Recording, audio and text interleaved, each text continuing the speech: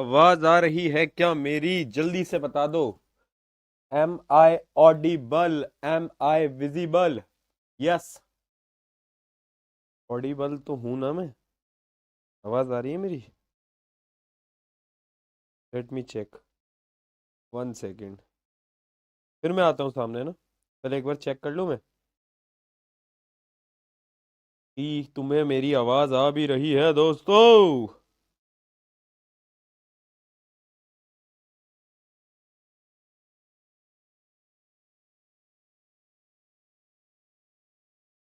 Yes yes yes, I am audible, I am visible. बहुत बढ़िया।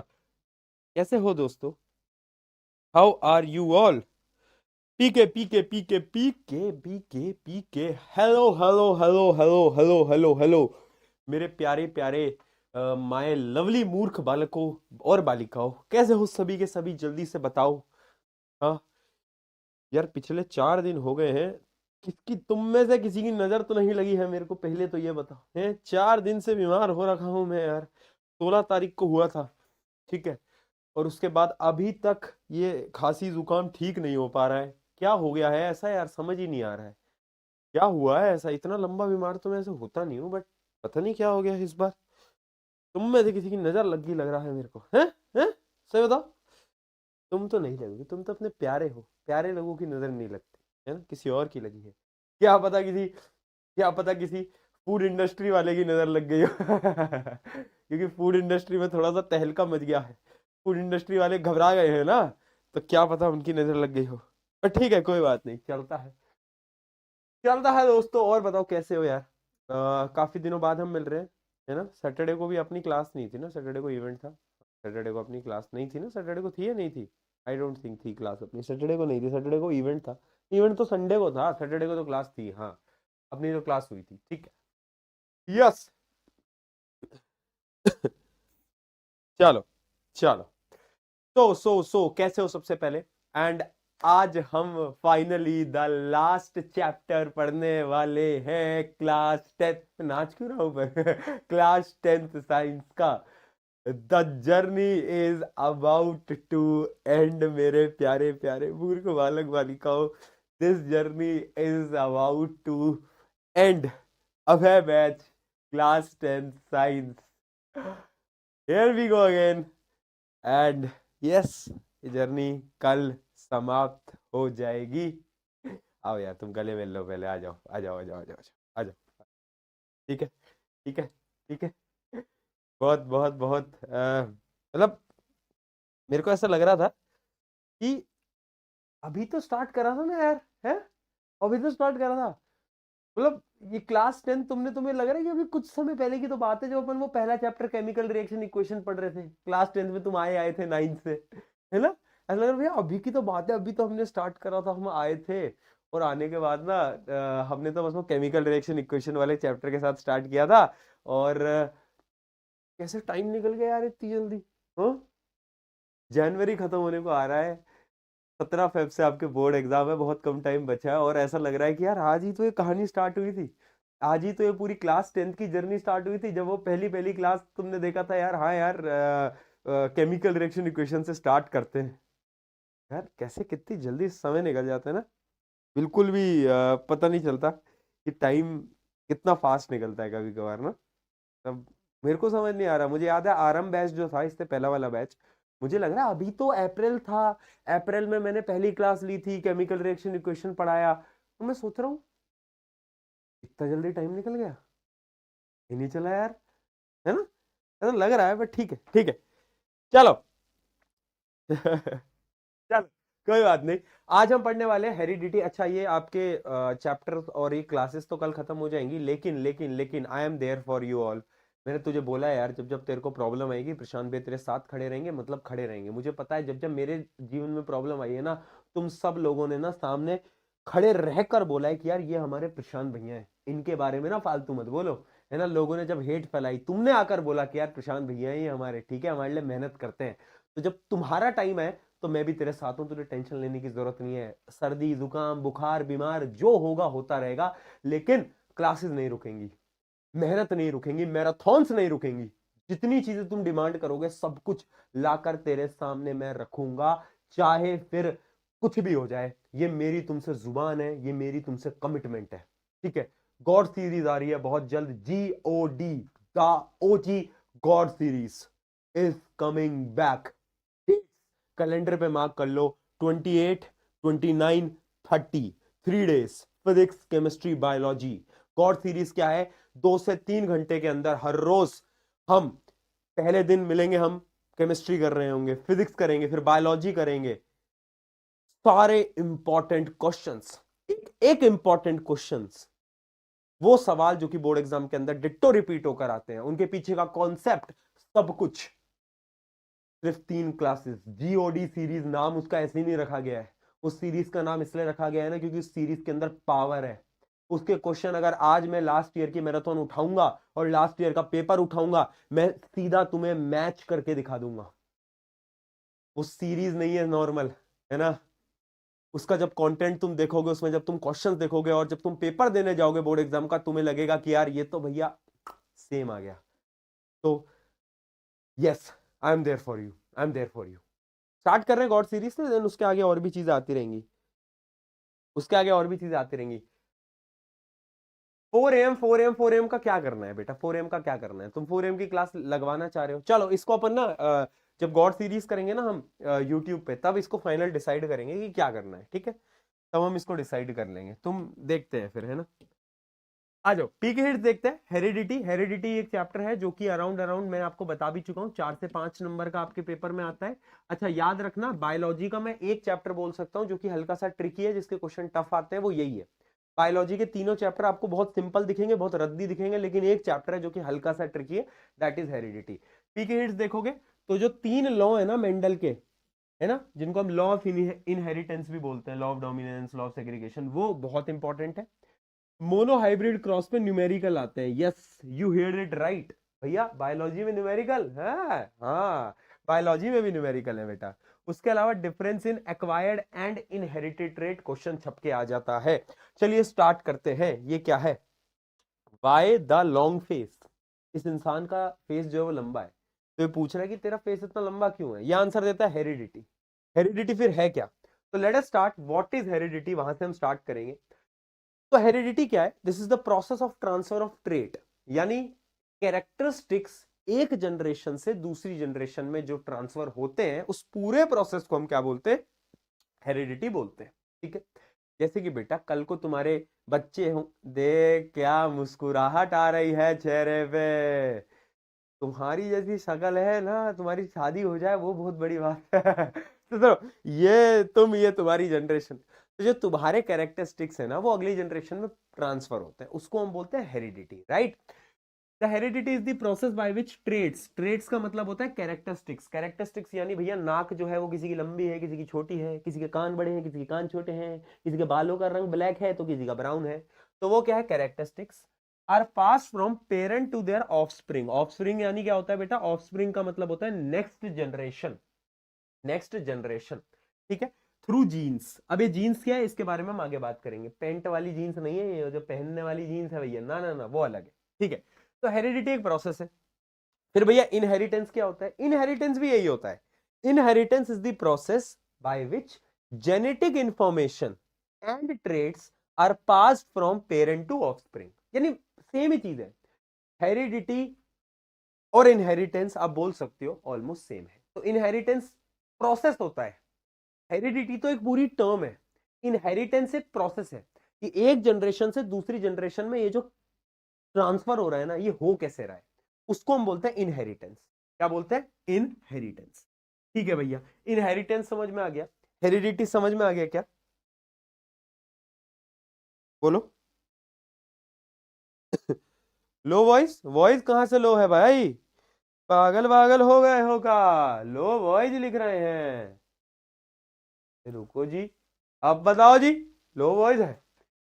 चलो अगली चीज आती है वेरिएशन। अब ये ना चीज जो है वो हम रिप्रोडक्शन में ऑलरेडी पढ़ चुके हैं, तो वेरिएशन वाले कॉन्सेप्ट को मैं वापस से उतना डिटेल में नहीं बताऊंगा, क्योंकि ये हम रिप्रोडक्शन में पहले ही डिटेल में पढ़ चुके हैं, राइट। वेरिएशन क्या होता था? जब एक जनरेशन से दूसरी जनरेशन में ट्रांसफर होता है तो कुछ बदलाव हो जाते हैं, कुछ चेंजेस हो जाते हैं। फॉर एग्जाम्पल, आपके पापा हैं जो कि एकदम हैंडसम दिखते हैं, स्मार्ट दिखते हैं, आपकी मम्मी भी एकदम ब्यूटीफुल सुंदर है, लेकिन तुम तो तुम भी सुंदर हो यार, तुम भी ब्यूटीफुल हो, तुम भी स्मार्ट हो, लेकिन डिफरेंट हो। क्यों? क्योंकि वेरिएशन आ गया, क्योंकि चेंजेस आ गए, राइट?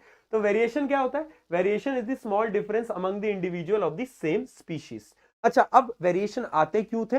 तुम्हें अगर कहानी याद हो तो एक बार कहानी को रिवाइज कर लेते हैं। ये है न्यूक्लियस। न्यूक्लियस के अंदर थ्रेड लाइक स्ट्रक्चर होता है जिसको हम बोलते हैं डीएनए। ठीक है, तो जब सेल डिवीजन होता है, रिवाइज करवा रहा हूं, रिप्रोडक्शन में पढ़ाया था तेरे को मैंने, जब सेल डिवीजन होता है तो ये डीएनए की फोटोकॉपी बनती है, कॉपिंग होता है, याद आया?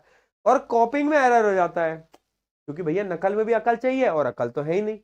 तो कॉपिंग के एरर की वजह से जब ये डीएनए कॉपी होता है, इसमें एक एरर होता है जिसकी वजह से क्या होता है? वेरिएशंस प्रोड्यूस हो जाते हैं, राइट? सबको याद होगा, variation arise due to error during DNA copying. ठीक है, बहुत बढ़िया। अब क्या ये वेरिएशन इंपॉर्टेंट है? Is variation useful? हर बार तो नहीं। एक एग्जांपल तुम्हें याद है, मौत की मौत हो गई थी भैया, मौत की मौत मौत की मौत हो गई थी ना यार, तुम भूल गए क्या? तुम भूल गए क्या? बताओ। हाँ, हाँ, मौत की तो भैया मौत हो गई थी। पर क्या वेरिएशन यूजफुल होता है? Yes, it is mostly useful. और वेरिएशन की इंपॉर्टेंस क्या है, ये मैंने तुम्हें बार बार बोला हुआ है। एक सवाल तेरे पेपर में आते फंस सकता है कि वेरिएशन इंपॉर्टेंट क्यों होता है इतना। तो आपको रीजंस पता होने चाहिए। क्या होता है? They help organism to adapt the changing environment. एक तो अडेप्टिलिटी बढ़ाता है, दूसरा सर्वाइवल एडवांटेज देता है। ये क्या देता है? सर्वाइवल एडवांटेज देता है। और उसके अलावा it ensures the continuity of the species, यानी इट ऑल्सो कॉजेज एवोल्यूशन। याद आया? मैंने आपको 3 पॉइंट लिखवाए थे। रिप्रोडक्शन चैप्टर क्या सबको याद है? तुम्हारा फेवरेट चैप्टर है यार, वो तो याद होना चाहिए।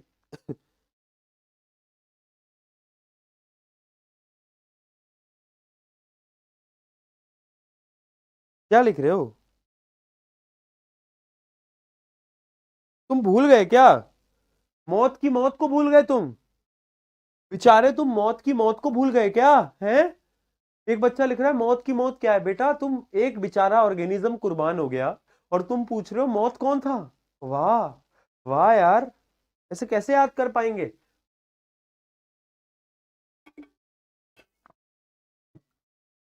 मेरा ना ऐसा अंदर से इतना मन हो रहा है, ऐसा मेरा मन हो रहा है अंदर से कि मैं तुम्हें बहुत रोस्ट कर दूं। पर फिर एक अंदर से प्यार आ रहा है कि यार कुछ क्लासेस बची हैं, रोस्ट करूंगा तो फिर ऐसा अच्छा नहीं लगेगा ना, कि जाते जाते तो यार ऐसे नहीं करना चाहिए ना, राइट? क्या होता है ना कि मैं तुम्हें बहुत ऑनेस्टली बताऊं, सच्चाई ये है ना कि मुझे नहीं पता स्टूडेंट्स को कैसा लगता है, मुझे नहीं पता, क्योंकि देखो हमसे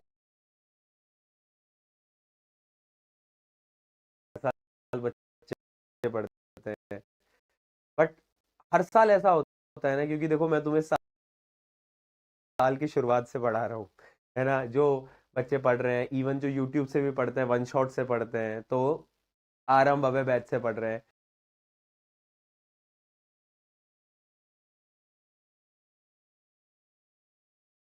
कनेक्शन होता है। कुछ कुछ कीवर्ड्स होते हैं, है ना? जैसे पीके वाला कीवर्ड है, H2O वाला कीवर्ड है ना?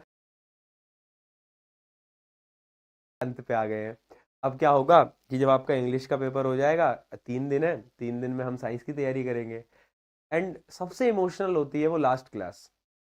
वो लास्ट क्लास बहुत इमोशनल होती है। मुझे नहीं पता, एज अ स्टूडेंट तो तुम प्रेशर में होते हो, तुम्हें पेपर देने जाना है, बट मेरे लिए वो बहुत इमोशनल होती है। पता है क्यों? क्योंकि ऐसा समझो कि वो साल भर ना मैंने तुम्हारा हाथ पकड़ रखा था और मैं तुम्हें लेके जा रहा था, लेके जा रहा था, लेके जा रहा था, एंड अब वो हाथ छोड़ना है। अब तुम्हें ना वहां छोड़ना है कि ठीक है यार, हमारा साथ यहाँ तक था और अब तू जा आगे। तो वो जो एक दिन होता है ना, वो बहुत इमोशनल सा हो जाता है हमारे लिए, क्योंकि हम कहे यार, मतलब वो एक डिफरेंट फीलिंग है, आई कांट टेल यू। मैं मतलब मैं समझा नहीं पाऊंगा वो, but it is kind of different feeling. और वो बहुत इमोशनल पॉइंट होता है। सो मुझे आज वो वैसी फीलिंग आ रही है, क्योंकि ऑलमोस्ट चीजें खत्म होने को आ रही है ना। सो ये चलो चलो कोई बात नहीं। यस, तो हम क्या बात कर रहे थे? हम बात कर रहे थे वेरिएशन की, एंड इंपॉर्टेंस ऑफ वेरिएशन। ये मैं ऑलरेडी तुम्हें रिप्रोडक्शन चैप्टर के अंदर बता चुका हूं। ठीक है भैया। अच्छा, कुछ टर्म्स जो है ना वो तुम्हें पता होनी चाहिए। कुछ टर्म्स जो है वो तुम्हें पता होनी चाहिए। क्या क्या टर्म्स है? क्या क्या टर्म्स है? आ जाओ देखते हैं। सबसे पहली टर्म है डीएनए, जो कि होता है डीऑक्सी राइबो न्यूक्लिक एसिड। ये क्या होता है? ये थ्रेड लाइक स्ट्रक्चर होता है जो कि न्यूक्लियस के अंदर पड़ा होता है।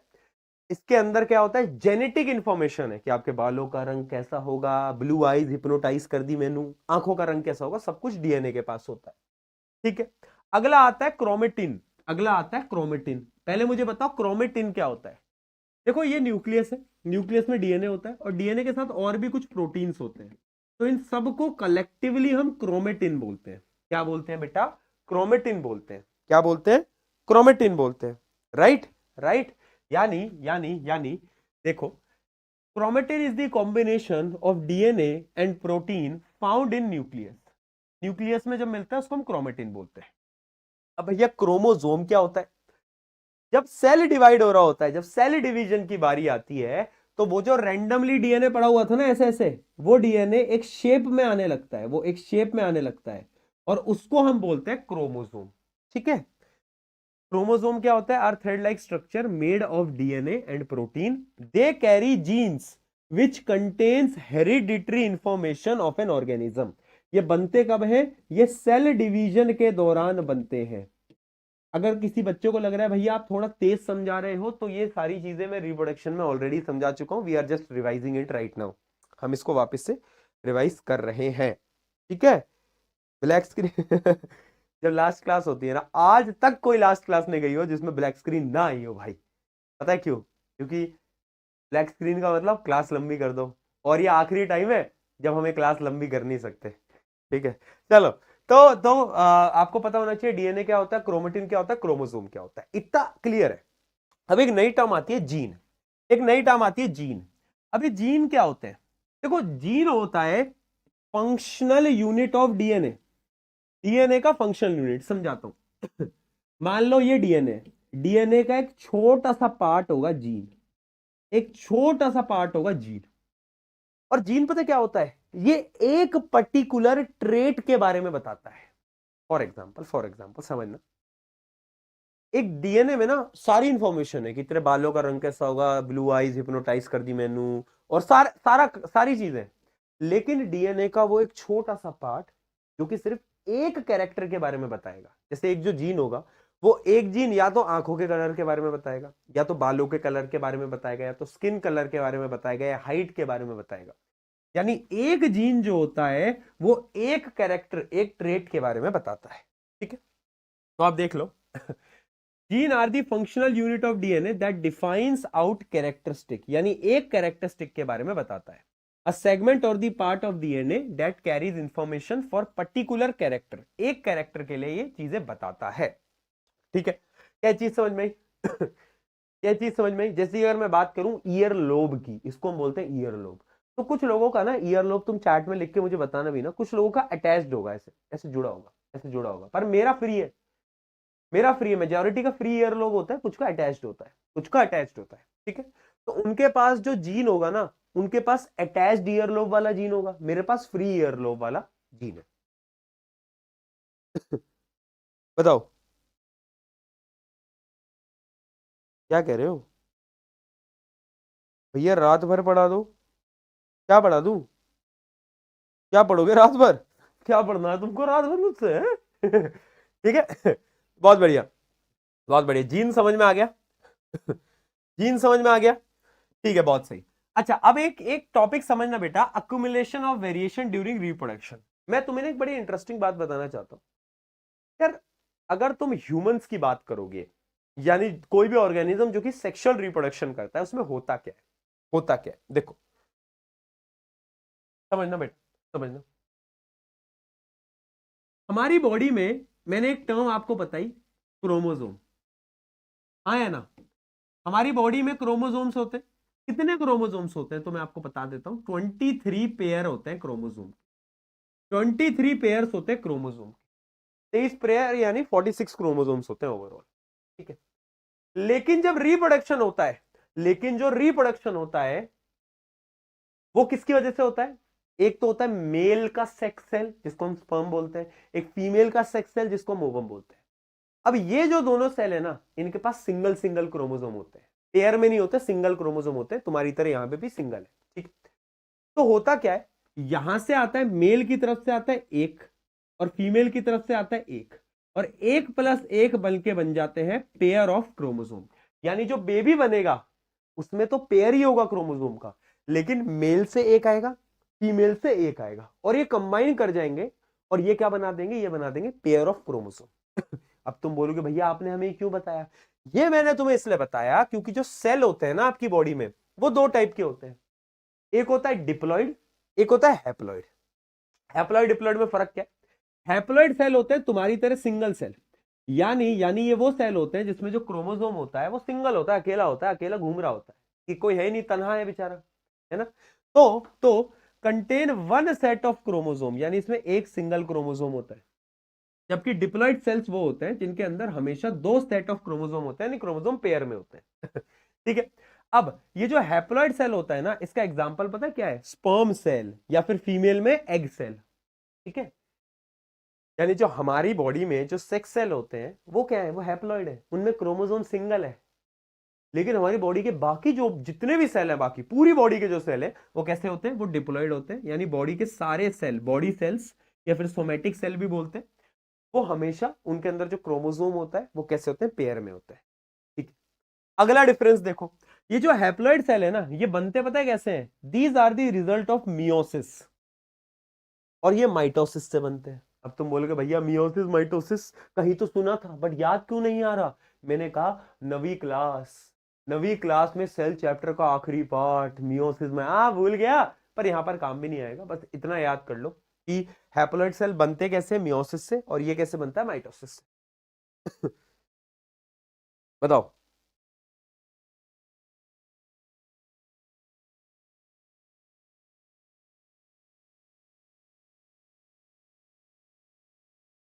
क्या हो गया भाई?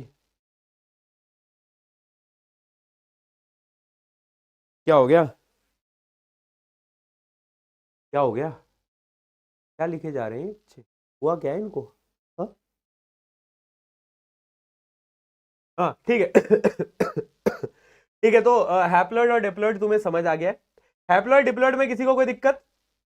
हैप्लॉइड डिप्लॉइड में किसी को कोई दिक्कत नहीं है? दिक्कत तो मैं आपको यही समझा रहा था बेटा, तो मैं आपको यही समझा रहा था कि होता क्या है, होता क्या है। सेक्सुअल रिप्रोडक्शन में एक क्रोमोसोम यहां से आता है, एक क्रोमोसोम यहां से आता है, और जो बेबी बनता है उसमें डबल क्रोमोसोम होते हैं, यानी पेयर ऑफ क्रोमोसोम होते हैं। ठीक है, मैं बस आपको यह समझा रहा था। सॉर्टेड है, सॉर्टेड है। ठीक है, कुछ क्वेश्चन देखते हैं फिर आगे बढ़ते हैं। कुछ क्वेश्चन दिखा दो यार भैया, बढ़िया बढ़िया। आओ यहां से देखो, यहां से असर्शन रीजनिंग, एक सवाल असर्शन रीजनिंग का यहां से बिल्कुल आ सकता है, तो उसकी प्रैक्टिस कर लेंगे। A human child bears all basic feature of human being. क्या ह्यूमन चाइल्ड के अंदर सारे बेसिक फीचर होते हैं ह्यूमन बीइंग के? बात तो एकदम सही है। It looks exactly like it's parent. क्या वो अपने पेरेंट की तरह एकदम एग्जैक्ट दिखता है? तो ये रीजन जो है यार वो ना गलत है, एकदम सेम तो नहीं दिखेगा। क्या वो एकदम सेम दिख सकता है? नहीं दिख सकता, थोड़ा तो फर्क होता है ना यार, थोड़ा नहीं काफी फर्क होता है, वेरिएशन होता है। ठीक है, वेरिएशन होता है। Variation always provide survival advantage to an organism. क्या वेरिएशन हमेशा सर्वाइवल एडवांटेज देते हैं? सोचने वाली बात है। Variation can cause due to incorrect DNA copying. क्या वेरिएशन डीएनए कॉपिंग से होते हैं? तो ये तो ट्रू है, बट ऊपर वाली स्टेटमेंट बेटा फॉल्स है।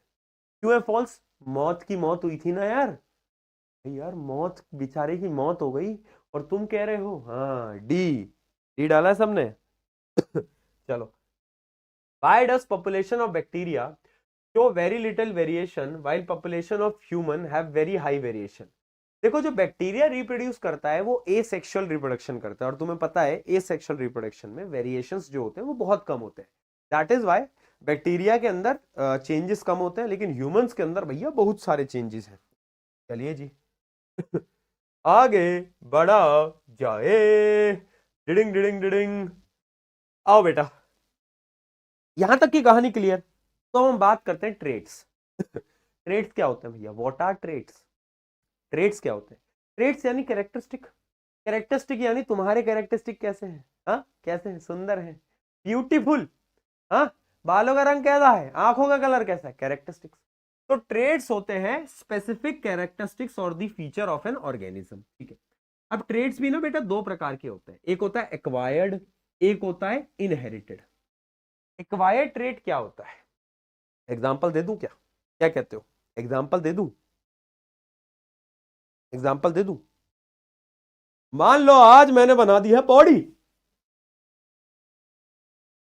मान क्या लो बना ही ली है 6 महीने रुक जा, मेरी बॉडी बनने वाली। तो मैंने बना ली बॉडी, कल को मेरे बच्चे हो, है ना, कल को मेरे बच्चे हो, तो क्या वो बच्चा जो 1 साल का है, 6 महीने का है, उसकी बॉडी बनी हुई है प्रशांत भैया की तरह? है 6 पैक एप्स, 6 पैक एप्स या छोटा सा बच्चा है, बाल उगे नहीं है, 6 पैक एप्स बॉडी, क्या है पॉसिबल है? क्या है पॉसिबल है? नहीं नहीं नहीं नहीं। क्यों? क्योंकि जो मेरी बॉडी बनी वो मेरा किस प्रकार का ट्रेड था? वो था मेरा एक्वायर्ड ट्रेड। एक्वायर्ड ट्रेड वो ट्रेड्स होते हैं जो कि मैंने अपनी लाइफ के अंदर एक्वायर करे, खुद की मेहनत से मैंने एक्वायर करे। इनहेरिटेड ट्रेड्स वो होते हैं जो कि मुझे अपने मम्मी पापा से मिले हैं। जैसे कि मेरी आंखों का जो कलर है, अगर तुम गौर से देखोगे मेरी आंखों को, तो हल्की सी ब्राउन है। ब्राउन क्यों है? क्योंकि वो मेरा इनहेरिटेड ट्रेट है, राइट? यस। तो इनहेरिटेड ट्रेट जो कि एक जनरेशन से दूसरी जनरेशन में पास होता है, ठीक है। Inherited traits are passed via genes, genes के थ्रू पास होता है। Acquired traits are not inherited, उन वो पास नहीं कर सकता। Traits that are developed by individual during life time, ये हम खुद एक्वायर करते हैं। Traits which are present in individual since birth, ये बर्थ से हमारे अंदर होते हैं, ठीक है। These are the result of changes in non reproductive, यानी देखो ये जो होता है ना, कौन से एक्वायर्ड, जो हमने एक्वायर करे, वो आते क्यों है? क्योंकि हमारे नॉन रिप्रोडक्टिव टिश्यूज में चेंजेस आते हैं। नॉन रिप्रोडक्टिव टिश्यू यानी आप सेक्स सेल को अगर अलग कर लो, उसके अलावा आपकी बॉडी में अगर कोई भी चेंज हो रहा है, तो वो किससे रिलेटेड होगा? वो एक्वायर्ड ट्रेट से रिलेटेड होगा, ठीक है। टिश्यू लिख देना भाई। हाँ, these are result of changes in DNA. और इनहेरिटेड ट्रेट क्यों जनरेट होता है? क्योंकि आपके डीएनए में कुछ चेंजेस होते हैं, इस वजह से इनहेरिटेड ट्रेट जनरेट होता है, ठीक है। Acquired trait can not be passed on to the progeny. Progeny का मतलब होता है बेटा नेक्स्ट जनरेशन, नेक्स्ट जनरेशन। तो ये अगली जनरेशन में पास नहीं कर सकते, लेकिन बट इनहेरिटेड ट्रेट्स जो है that can be easily pass through next generation, ठीक है। एग्जांपल क्या है? एग्जांपल इसका है, मान लो मैंने कल कानों में पियर्सिंग करा ली, पियर्सिंग कराते ना ऐसे ऐसे ऐसे, मान लो मैंने यहाँ पियर्सिंग करा ली, तो ऐसा थोड़ी ना है कि कल को बच्चा आ रहा है, उसकी पियर्सिंग होते आ रही है, ऐसा तो नहीं होगा, है ना।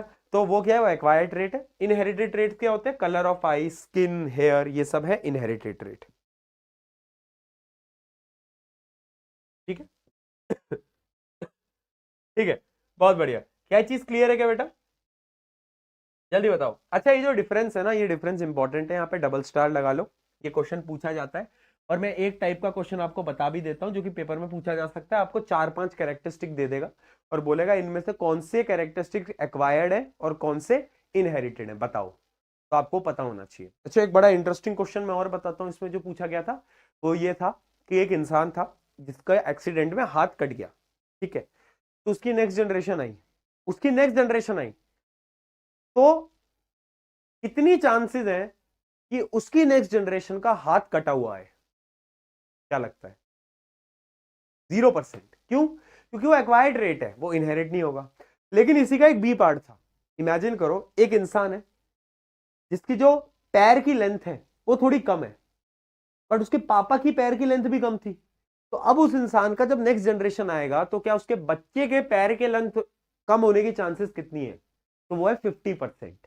क्यों? क्योंकि पैर बड़ा भी हो सकता है, लेंथ कम भी हो सकती है, डिपेंड करता है। क्योंकि मदर और फादर दोनों के जीन कंबाइन होते हैं ना, मदर फादर दोनों के कंबाइन होंगे। बात समझ में आई? तो एक्वायर्ड इनहेरिटेड ट्रेट के ऐसे क्वेश्चन आ जाते हैं। Got it? चलो, बहुत बढ़िया। अब आते हैं हम जेनेटिक्स के ऊपर भैया। जेनेटिक्स पे आते हैं। जेनेटिक्स पे आने से पहले हम ये देख लेते हैं हाउ ट्रेट आर एक्सप्रेस्ड, यानी जो ट्रेट होते हैं वो एक्सप्रेस कैसे होते हैं, वो बाहर कैसे आते हैं। तो देखो, ये ट्रेट्स एक्सप्रेस कैसे होते हैं ये समझना तुम। जीन्स जो होते हैं वो डीएनए का पार्ट होता है, यस और नो? बिल्कुल। जीन क्या करते हैं? प्रोटीन प्रोड्यूस करते हैं, और ये जो प्रोटीन होता है ना, ये ट्रेट को कंट्रोल करता है। यानी डीएनए से जीन बना, जीन ने प्रोटीन बनाया, और वो प्रोटीन ट्रेट को कंट्रोल करता है। यानी अगर मेरी हाइट लंबी है तो किसकी वजह से हुई? मेरे जीन की वजह से। तो ये जो पूरी साइकोलॉजी है, साइकोलॉजी नहीं, ये जो पूरा रोड मैप है, क्या तुम्हें समझ में आया? क्या तुम्हें समझ में आया? जीन डीएनए से बने हैं, ठीक है। जीन प्रोटीन बनाएगा और वो प्रोटीन क्या करेगा? कंट्रोल करेगा ट्रेट को। ठीक है जी, बहुत बढ़िया भैया, इतना हमको समझ में आ गया है। अब आप बताओ जेनेटिक्स क्या होता है? आ जाओ भाई, पानी पी लूं थोड़ा सा, पानी पी लूं।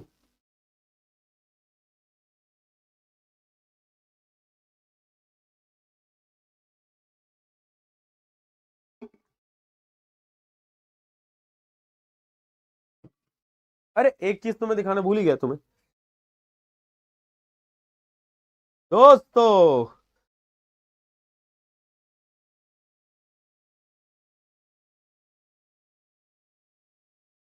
देखो देखो देखो देखो देखो देखो देखो देखो देखो, मेरे घर पे क्या डिलीवर हुआ? तुम्हारे पे हुआ या नहीं हुआ?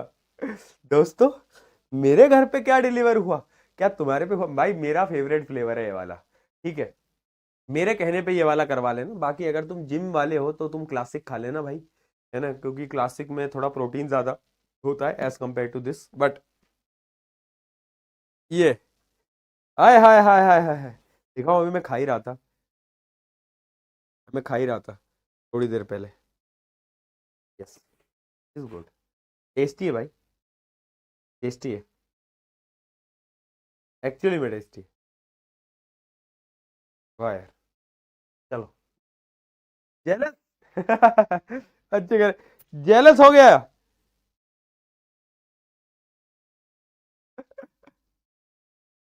तुम नहीं हुआ भैया डिलीवर अभी? हो जाएगा। फर्स्ट डे पे तो तुमने आउट ऑफ स्टॉक कर दिया, पहले दिन पे आउट ऑफ स्टॉक कर दिया, थोड़ी शर्म कर लो यार, पहले दिन पे आउट ऑफ स्टॉक हो गया था। बट ठीक है, वापस से आ गया था, मैन्युफैक्चर हमने और करवाया अभी, तो हो जाएगा। कहाँ मिलेगा?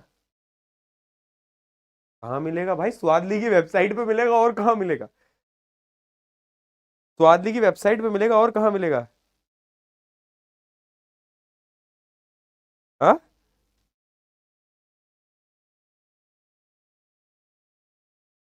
स्वादली की वेबसाइट पे मिलता है भैया, और कहाँ मिलता है? नेक्स्ट टॉपर वालों के लिए कूपन कोड बना दो। एक कूपन कोड चल रहा है ना, वो स्वाद 500 करके चल रहा है, वो शायद अभी चल रहा होगा, उसको ट्राई कर लेना, उससे मिल जाएगा। ठीक है। चलो चलो चलो। हाँ, अगर तुम मेरी तरह चॉकलेट तुम्हें पसंद है दोस्तों, तो तुम वो चॉकलेट क्रंची वाला मंगवा लेना, वो तुम्हें पसंद आएगा। बाकी योर विश, योर विश, जो तुम्हें पसंद आता है। बट पहले दिन में आउट ऑफ स्टॉक हो गया था, तीसरे दिन कल जाके फिर से स्टॉक करवाया, तो अब आपको जल्दी डिलीवर हो जाएगा एटलीस्ट। चलिए, जेनेटिक्स की बात करते हैं यार। जेनेटिक्स इज वेरी इंटरेस्टिंग, क्यों? क्योंकि जेनेटिक्स है क्या? ये पूरी स्टडी है, ये जो जीन्स का ट्रांसफर हो रहा है ना, इस स्टडी को ही हम बोलते हैं genetics. Genetics is the study of transmission of these characteristics from parents to offspring, उस स्टडी को हम बोलते हैं जेनेटिक्स। अच्छा, बड़ी इंटरेस्टिंग बात बताता हूँ, ये जो जेनेटिक्स नाम है ना, ये पता है किसने रखा था? ये रखा था विलियम बैटसन ने। बैट्समैन नहीं बेटा, बैटसन। ये बुरा बेटा नहीं था, बैडसन नहीं, बैटसन, विलियम बैटसन ने। लेकिन दोगलीपंथी देखो कि जो फादर ऑफ जेनेटिक्स है, वो हम बुलाते हैं जॉर्ज मेंडल जी को, जॉर्ज मेंडल जी को, है ना। मतलब नाम रखा किसी और ने, फादर किसी और को बना रहे हो। कुछ तो गड़बड़ है।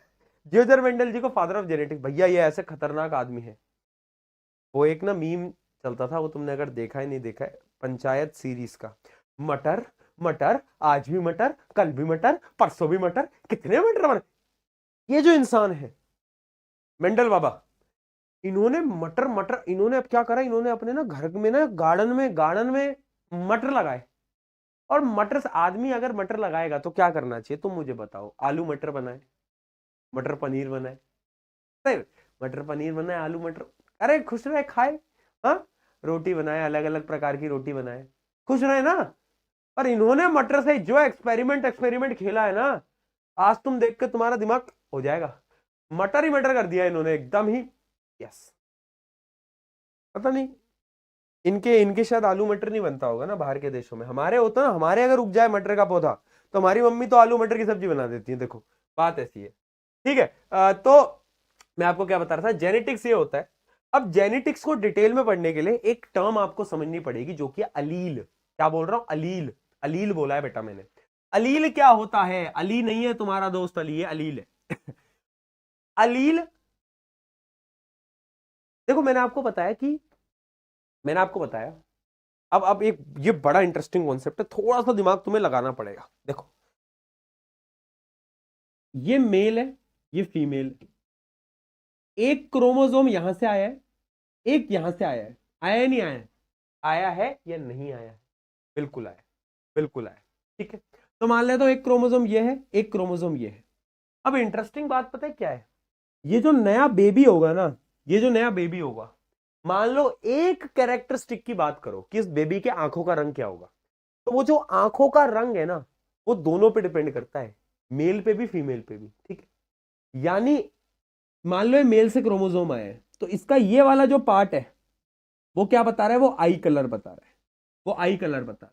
तो ये जो दूसरा क्रोमोसोम है जो कि फीमेल से आया है, उसमें भी ये वाला जो पोर्शन होगा या तो ये वाला जो पोर्शन होगा, वो क्या बताएगा? वो आंखों के कलर के बारे में बताएगा। यानी एक जो जनरेशन बनी है ना, जो नेक्स्ट जनरेशन है, उसमें दोनों के जीन डिपेंड होते हैं। यानी देखो दो जीन है, दो जीन है, आंखों का कलर ही बता रहे हैं, दोनों दोनों आंखों का कलर बता रहे हैं।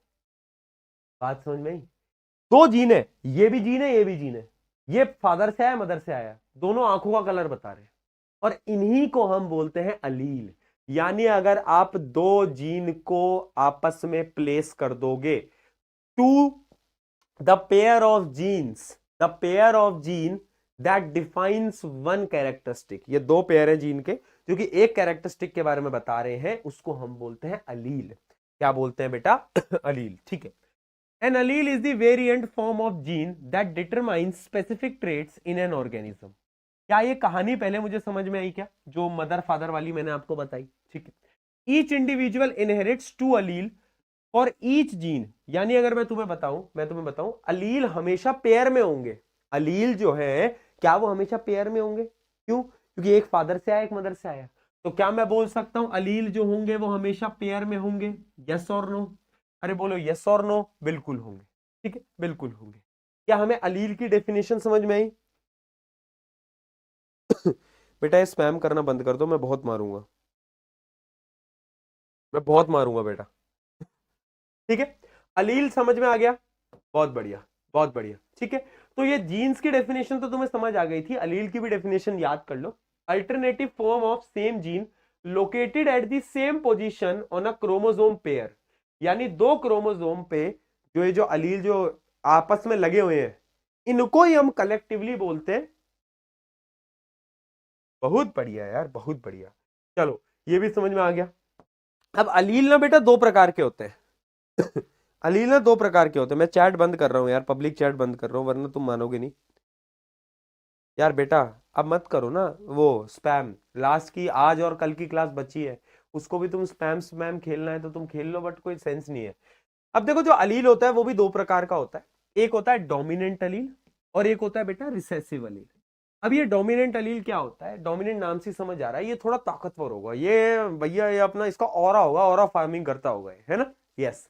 तो डोमिनेंट अलील वो है जो कि ज्यादा ताकतवर है, रिसेसिव अलील वो है जो कि कम ताकतवर है।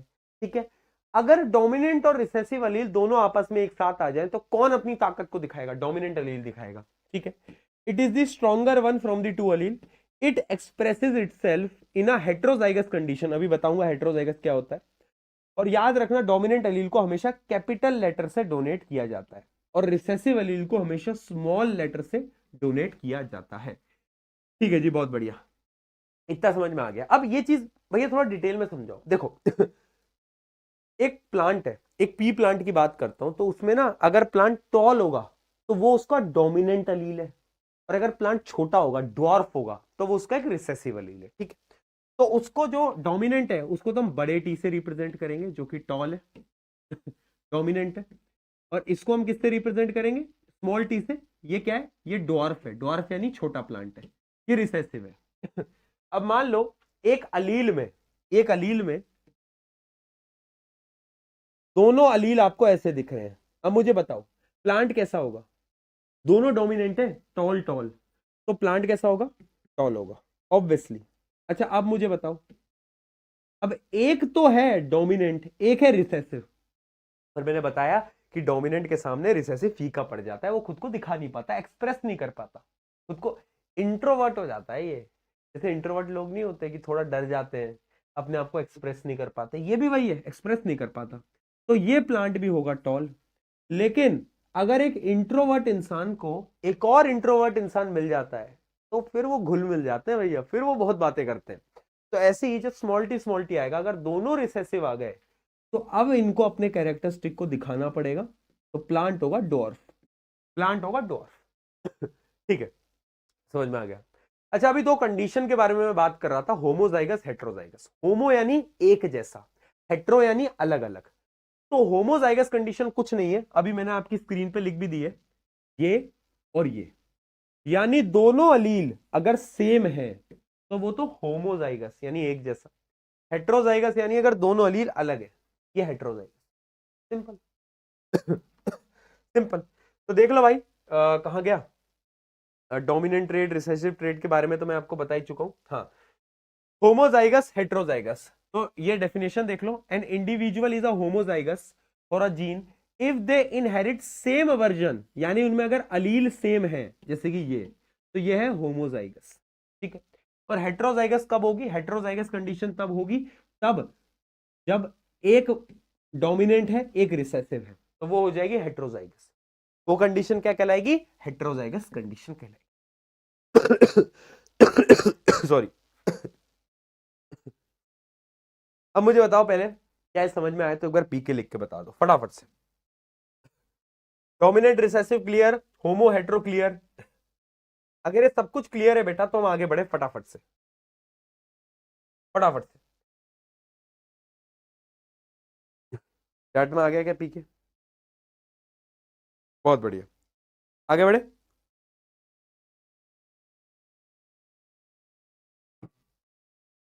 ठीक है, अब बेटा अगली चीज है जीनोटाइप फिनोटाइप। शुरू में डेफिनेशन है, आगे हम बढ़ेंगे अभी। अब जीनोटाइप और फिनोटाइप क्या होता है? फिनोटाइप समझो, फिनोटाइप यानी फिजिकल कैरेक्टरिस्टिक, यानी दिखने में कैसा है। मान ले एक पौधा है, वो पौधा टॉल दिख रहा है, तो उसका फिनोटाइप क्या हो गया कि वो टॉल है। दिखने में कैसा है, फिजिकल कैरेक्टरिस्टिक कैसे है। एक पौधा छोटा है, ड्वार्फ है, तो उसका फिनोटाइप क्या हो गया कि वो दिखने में छोटा है, वो ड्वार्फ है। ठीक है। बट जीनोटाइप क्या होता है, जीनोटाइप होता है कि उसके जीन्स कैसे हैं। फॉर एग्जाम्पल, अगर एक पौधा है जिसके अलील ये है तो ये होगा उसका जीनोटाइप। मान लो कोई पौधा है जिसके अलील ऐसे हैं तो ये होगा उसका जीनोटाइप। ठीक है। बट फिनोटाइप होता है फिजिकल कैरेक्टरिस्टिक। ठीक है, लिखा भी हुआ है phenotype is the set of observable physical traits. और जीनोटाइप क्या होता है, genotype is the organism genetic information. Genetic information जैसे कि ये, यही होती है जेनेटिक इंफॉर्मेशन। ठीक, यही होती है जेनेटिक इंफॉर्मेशन। फिनोटाइप होता है फिजिकल कैरेक्टरिस्टिक्स कैसे हैं। सॉर्टेड है। बहुत बढ़िया, बहुत बढ़िया दोस्तों, ये भी समझ में आ गया। अब ना हम फटाफट से चलते हैं, मेंडल भैया ने क्या करा। मेंडल भैया ने करा क्या आखिर? तो मेंडल भैया ने क्या करा, मेंडल भैया ने गार्डन में खेती करा। मेंडल भैया गार्डन में बहुत घूमा करते थे। अच्छा है उस टाइम पे रोहित शर्मा नहीं था, वरना मेंडल भैया कभी गार्डन में घूम नहीं पाते। है ना। हाँ, तो लड़की समझ पाएंगे। हाँ, रोहित शर्मा के ट्रू फैंस। तो देखो, मेंडल जी जो थे, जॉर्जर मेंडल जी, इन्होंने बहुत सारे एक्सपेरिमेंट करे। बेसिकली दो एक्सपेरिमेंट करे, एक था मोनो हाइब्रिड क्रॉस और एक था डाई हाइब्रिड क्रॉस। ठीक है, पहले मोनो हाइब्रिड क्रॉस समझते हैं। उसमें उन्होंने मोनो यानी सिंगल, तुम्हारी तरह सिंगल, मोनो हाइब्रिड यानी एक सिंगल कैरेक्टरिस्टिक के ऊपर अगर वो रिसर्च कर रहे हैं, वो स्टडी कर रहे हैं, है ना, अगर वो रिसर्च कर रहे हैं एक सिंगल कैरेक्टरिस्टिक पे, तो उसको हम बोलते हैं मोनो हाइब्रिड क्रॉस। ठीक है। और उन्होंने ये सारी रिसर्च करी किस पे, पी प्लांट पे। पी प्लांट यानी मटर का पौधा। ठीक है। अब सवाल ये आता है कि उन्होंने मटर को ही क्यों चूज किया। देखो, मटर का जो साइंटिफिक नाम होता है वो होता है पाइसम सेटाइम। क्या होता है बेटा, याद रखना, पाइसम सेटाइम, ये होता है मटर का साइंटिफिक नेम। 11th क्लास में जाओगे ना, बायोलॉजी लोगे, तो बहुत सारे साइंटिफिक नेम याद करोगे भाई। इतने सारे साइंटिफिक नेम तुम याद करोगे अलग अलग चीजों के, बट वो अलग बात है। ठीक है। तो पाइसम सटाइम क्या है, मटर का नाम होता है बेसिकली। अब उन्होंने मटर को ही क्यों चूज करा, वाई ओनली मटर, मटर मटर मटर मटर क्यों, सिर्फ मटर ही क्यों चूज करा होगा, बताओ क्या लगता है तुम्हें? क्या लगता है, कोई रीजन बताएगा, कोई रीजन बताएगा? अब ये क्वेश्चन देख लो, वेरी इंपॉर्टेंट, ट्रिपल स्टार लगा लेना यहां पे। Why did Mendel choose P plant? सिर्फ पी प्लांट क्यों चूज करा? उसके कुछ 3-4 रीजन है, 3 या 4 तो याद होने ही चाहिए। पहला, P plant have many easily noticeable contrasting trait. देखो अगर मैं बात करूं, ये जो पी प्लांट होता है ना, इसके पास अलग अलग 7 ट्रेट्स हैं, यानी इसके 7 नोटिसेबल कैरेक्टरिस्टिक हैं। जैसे कि कभी इसका जो फ्लावर होता है वो व्हाइट आता है, कभी पर्पल आता है, कभी जो सीड होता है वो राउंड होता है, कभी वो रिंकल्ड होता है। तो यानी ऐसे 7 अलग अलग नोटिसेबल कैरेक्टरिस्टिक हैं जिसकी मदद से मेंडल एक्सपेरिमेंट इजीली कर सकता था। ठीक है, तो यानी पहला तो आएगा it has variety of characteristics. दूसरा, they have short life cycle, यानी वो बहुत जल्दी ग्रो कर जाते थे। अब अगर मान लो मेंडल एक्सपेरिमेंट इंसानों पे करता, तो इंसान तो भैया इतना लंबे समय तक बड़े होते हैं, टाइम लगता है, तो मेंडल की जिंदगी खत्म हो जाती। बट पी प्लांट जो होते हैं वो कुछ महीनों में ही बड़े हो जाते हैं, तो जिससे कि मल्टीपल एक्सपेरिमेंट्स कर सकते हैं। ठीक है, तीसरा reason, they are easy to grow and maintain in large number, बहुत जल्दी ग्रो करते हैं और मेंटेनेंस भी इसका बहुत इजी होता है। एंड सबसे important point, P plant normally self pollinate but they can also be cross pollinated, यानी जो पी प्लांट होता है वो क्रॉस पॉलिनेशन भी करता है, क्रॉस पॉलिनेशन याद है, और सेल्फ पॉलिनेशन भी करता है, खुद में ही। हाँ, तो दोनों करता है, तो इसलिए एक्सपेरिमेंट करना बहुत आसान था। तो ये जो 4 रीजन है ना, ये याद रखना। कॉन्ट्रास्टिंग कैरेक्टरिस्टिक्स पहला, इजीली रिप्रोड्यूस कर सकते हैं, है ना, बहुत फास्ट ग्रो कर सकते हैं, और सेल्फ पॉलिनेट कर सकते हैं, क्रॉस पॉलिनेट कर सकते हैं। ठीक है, इसलिए इन्होंने मेंडल भाई साहब ने चूज करा।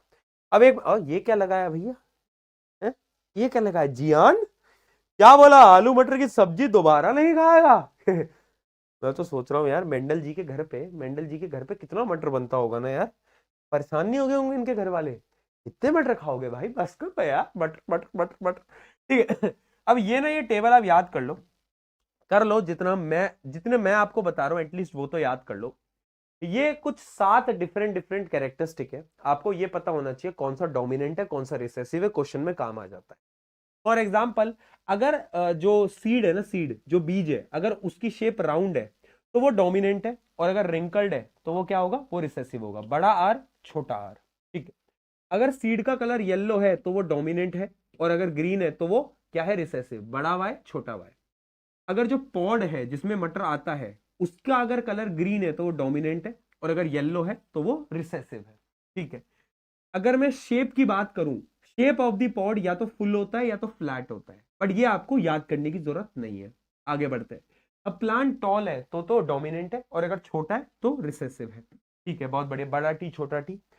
पोजीशन ऑफ फ्लावर, ये भी आपको याद करने की जरूरत नहीं है। लास्ट, कलर ऑफ फ्लावर, या फिर हम फ्लावर के कलर की बात कर सकते हैं। तो अगर जो कलर है वो पर्पल है या तो वो व्हाइट है, पर्पल है तो बड़ा डब्ल्यू से रिप्रेजेंट करते हैं, या फिर बड़ा वी से भी रिप्रेजेंट कर सकते हो, दोनों में से किसी से भी। और अगर व्हाइट है तो वो क्या है, रिसेसिव है, तो या तो छोटे डब्ल्यू से रिप्रेजेंट करोगे या तो स्मॉल वी से रिप्रेजेंट करोगे। ठीक है, डोमिनेंट कौन सा है, रिसेसिव कौन सा है, आपको याद रहना चाहिए। याद रहना चाहिए, आगे क्वेश्चन में काम आएगा। डन है, डन है, क्या हो गया भाई?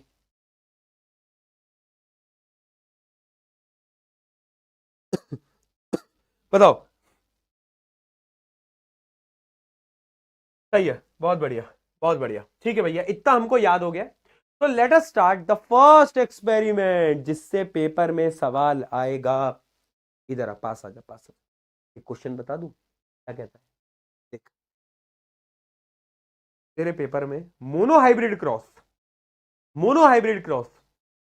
एक सवाल दिख सकता है, बहुत ज्यादा चांसेस है, 3 नंबर में या 2 नंबर में। मोनो हाइब्रिड क्रॉस 3 और 2 मार्क्स। डन, आ जाओ। मोनो हाइब्रिड क्रॉस क्या होता है पहले हम वो देखते हैं। Monohybrid cross is the genetic cross between two plants of same species that involve inheritance of one contrasting trait। यानी मोनोहाइब्रिड क्रॉस में हम क्या करेंगे, सिर्फ एक ट्रेट के ऊपर स्टडी करेंगे। अब वो ट्रेट मेंडल भाई साहब ने क्या लिया, मेंडल भाई साहब ने ट्रेट कौन सा लिया वो मैं तुम्हें बता देता हूं। मेंडल भाई साहब ने ट्रेट कौन सा लिया, ध्यान से सुन लो, ध्यान से सुन लो। उन्होंने ट्रेट लिया टॉल या फिर शॉर्ट, टॉल या फिर डॉर्फ प्लांट। ठीक है, तो उन्होंने क्या करा, टेबल ध्यान से देखेंगे, उन्होंने प्योर टॉल प्लांट लिया। क्या लिया? Pure tall plant. Pure toll यानी बड़ा टी बड़ा टी, दोनों अलील सेम है, टॉल टॉल। और उन्होंने एक प्योर डॉर्फ प्लांट लिया, स्मॉल टी स्मॉल टी। इन दोनों को क्रॉस पॉलिनेट करा दिया। क्रॉस पॉलिनेट अब तो तुम समझते हो। अब जब क्रॉस पॉलिनेशन आता है ना, तो मैंने तुम्हें क्या बताया था कि जब भी सेक्स सेल बनते हैं, जब भी सेक्स सेल बनते हैं, तो एक यहां से आता है, एक यहां से आता है ना। तो हमें दोनों तो आ नहीं सकते, बट दोनों हैं तो सेम ही। तो या ये आए या ये आए, एक ही बात है। तो ये अपने एक भाई को भेज देता है और ये भी अपने एक भाई को भेज देता है, ठीक है।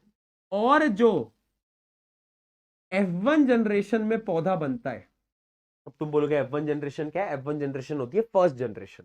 क्रॉस पॉलिनेशन के बाद जो पहली जनरेशन आती है उसको हम F1 जनरेशन बोलते हैं, जो दूसरी जनरेशन आती है उसको हम F2 जनरेशन बोलते हैं। ये पौधा बना, मुझे बताओ इस पौधे का फिनोटाइप कैसा होगा? फिनोटाइप यानी फिजिकल कैरेक्टरिस्टिक। टॉल होगा, क्यों? डोमिनेंट कैरेक्टर छोटे वाले को हाइड कर देता है, छुपा देता है। अरे डोमिनेंट वाला छोटे वाले को मास्क कर देता है, यानी छुपा देता है। लेकिन इसका जीनोटाइप क्या होगा? इसका जीनोटाइप यही होगा, इसका जीनोटाइप यही है, ठीक है, बहुत बढ़िया। अब हम क्या करेंगे, F1 जनरेशन को सेल्फ पॉलिनेट कराएंगे। सेल्फ पॉलिनेट यानी इस पौधे को इसी पौधे के साथ पॉलिनेशन करवा देंगे, इसी पौधे के साथ कर देंगे, ठीक है जी, बहुत बढ़िया। अब जब हम करेंगे तो बेटा यहां पर करना कैसे होता है, ध्यान से देख लो, ये तरीका तुम ध्यान से देख लो। इसमें हम करेंगे क्या? ये बड़ा टी है, इस बड़े टी को पहले इससे मल्टीप्लाई करो, फिर इसको इससे मल्टीप्लाई करो और लिखते जाओ बड़ा टी, फिर ये इससे मल्टीप्लाई हुआ तो बड़ा टी छोटा टी, ठीक है।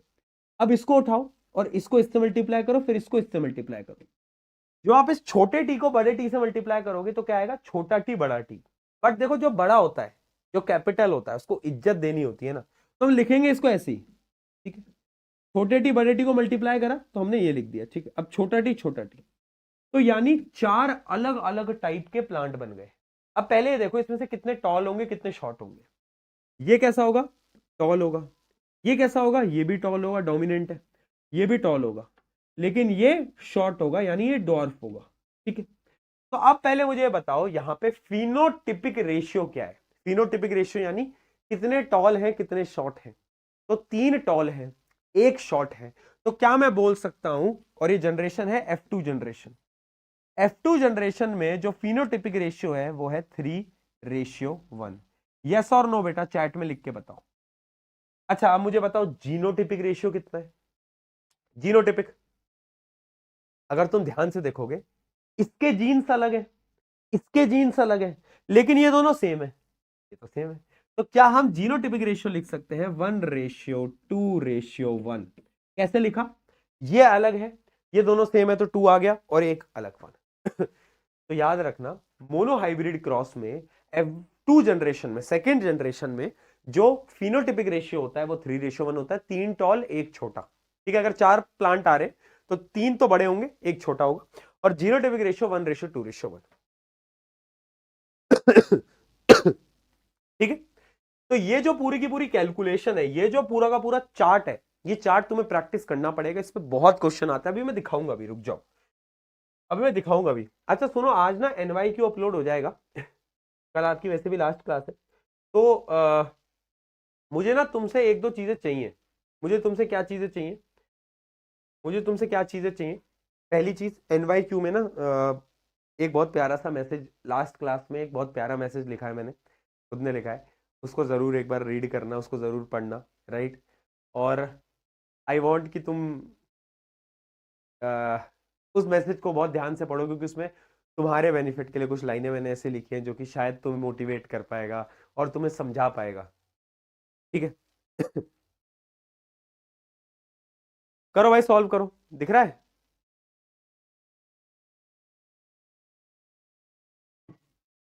क्वेश्चन में क्या है? A homozygous dominant junior pig with a black fur is crossed with homozygous junior pig with white fur। यानी क्या? देखो होमोजाइगस का मतलब क्या होता है, पहले तो ये बताओ मुझे। होमोजाइगस का मतलब क्या होता है? होमोजाइगस का मतलब होता है कि दोनों जो अलील है वो सेम होंगे, ठीक। हाँ, क्या बोला? एक होमोजाइगस डोमिनेंट पिग है जिसका ब्लैक फर है, यानी जो ब्लैक कलर है वो क्या है, वो है बेटा डोमिनेंट कैरेक्टरिस्टिक, है ना। और जो व्हाइट फर है, व्हाइट फर वो है रिसेसिव कैरेक्टरिस्टिक, ठीक है, ठीक है, रिसेसिव कैरेक्टरिस्टिक। तो अगर मैं बोलूं कि जो डोमिनेंट वाला है, क्या बोला है देखो, होमोजाइगस डोमिनेंट जेनियोपिग। होमोजाइगस यानी वो ऐसा दिखता होगा, वो ऐसा दिखता होगा, है ना। डोमिनेंट दोनों सेम होने चाहिए, और लिखा गया है उसको क्रॉस कराया गया है with homozygous guinea pig with white fur. White अगर रिसेसिव है तो स्मॉल बी हम ले लेते हैं। इन दोनों को जब क्रॉस कराया तो क्या होगा, यहां से एक आएगा, यहां से एक आएगा, ठीक है। तो ये हो गए F1 जनरेशन। मुझे पहले ये बताओ F1 जनरेशन कैसी दिखेगी। F1 जनरेशन में सारे के सारे जो पिग होंगे वो कैसे होंगे, वो ब्लैक होंगे, क्यों, क्योंकि ब्लैक डोमिनेंट है, ठीक है। The F1 generation is crossed with itself, यानी इसको हमने क्या करा, अब हमने इसको ना खुद से ही क्रॉस करा दिया, सेल्फ पॉलिनेशन करा दिया। तो अब मुझे बताओ क्या होगा, सेल्फ पॉलिनेशन के बाद चार क्राइटेरिया बनेंगे, उसको कर लेते हैं हम, मल्टीप्लाई करो। बड़ा भी बड़ा भी, बड़ा भी छोटा भी, बड़ा भी छोटा भी, और छोटा भी छोटा भी, ये चार चीजें बनेंगी। और इससे आपको साफ पता चल रहा होगा कि तीन तो ब्लैक है और एक व्हाइट है, एक व्हाइट है। तो हमसे पूछ रहा है what percentage of F2 generation is expected to show white fur. देखो हर चार में से एक व्हाइट है, हर चार में से एक व्हाइट है, तो ये परसेंटेज वाइज कितना हो गया, परसेंटेज वाइज हो गया 25%, है ना। यानी 25% तो होंगे व्हाइट, ठीक है, और 75% होंगे क्या, ब्लैक। 75% होंगे ब्लैक। तो आंसर क्या आएगा, आंसर आएगा 25%। समझ आया तो चैट में एक बार बता दो। ऐसे क्वेश्चन आते हैं बेटा इसमें, ठीक है, ऐसे सवाल आपको दिख जाते हैं। और देखते हैं, in a pea, a pure tall plant is crossed with pure short plant. The ratio of the pure tall plant to pure short plant in F2 generation, इसको 101 पर से आधे आधे बच्चे तो इसको गलत करेंगे। मैं शर्त लगा के कह सकता हूं, जितना जल्दी तुम इसका आंसर दोगे उतना तुम गलत दोगे, जितना जल्दी तुम कोशिश करोगे ना जल्दी देने की।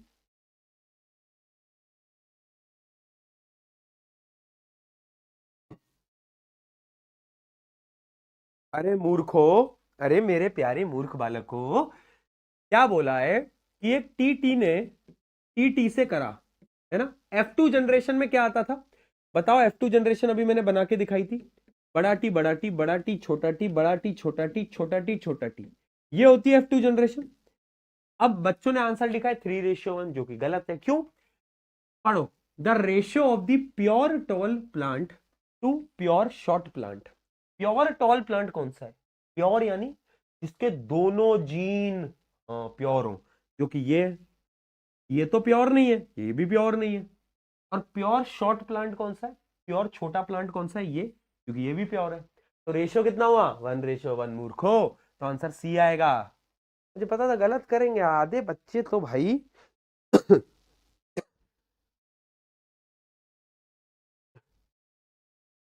ठीक है।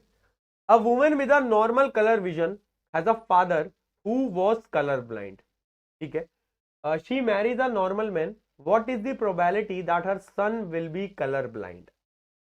बताओ भाई क्या लगता है,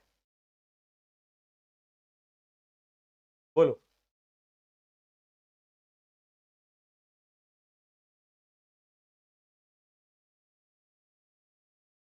कितनी प्रोबेबिलिटी हो सकती है, ये बड़ा इंटरेस्टिंग क्वेश्चन है।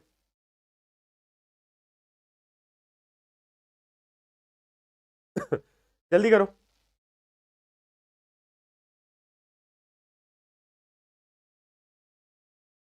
क्या लगता है, बहुत प्यारा सवाल है भाई।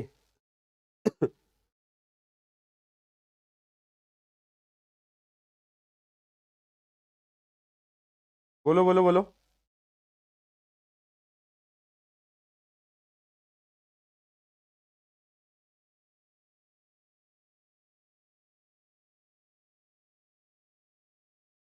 बहुत बढ़िया, 50%।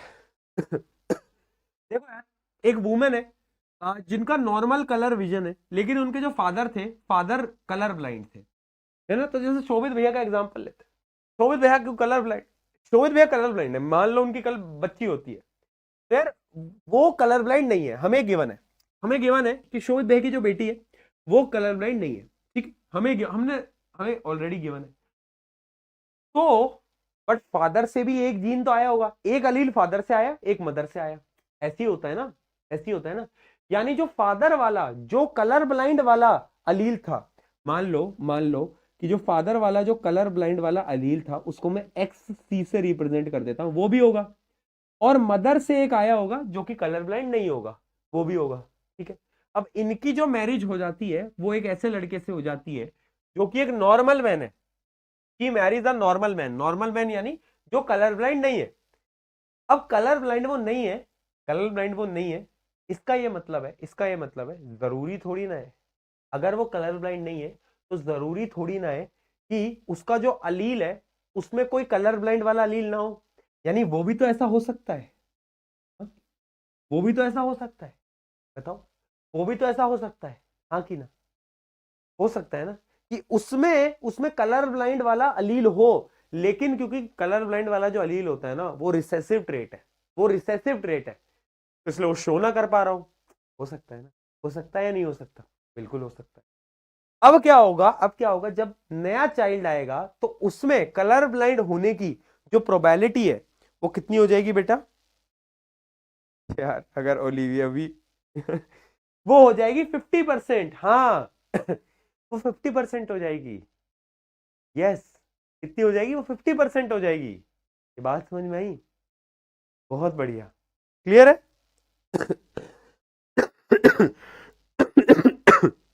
बताओ, बोलो,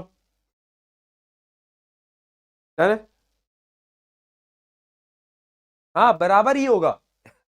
चलो, ये क्वेश्चन देखो, a pure pea plant bearing terminal flower has cross pollinated with a pure plant having terminal flower. क्या है bearing terminal cross pure plant having a terminal, हाँ, bearing terminal flower cross pure pea plant having terminal flower, ठीक है। F1 generation axial flower तो है ही नहीं इन F1 generation, एक minute देखो, plant with axial flower only were obtained, क्या क्या डाला है भाई इसमें, कुछ तो गलत है। देखो फ्लावर्स जो होते हैं ना वो दो प्रकार के होते हैं, एक तो होता है टर्मिनल फ्लावर और एक होता है एक्सियल फ्लावर, एक होता है एक्सियल। बट इस क्वेश्चन में मिसप्रिंट है, अ pure pea plant bearing a axial, यहाँ पे एक्सियल आना चाहिए। मान लो एक प्योर वो है जो कि एक्सियल वाला है ना, वो ऐसा है।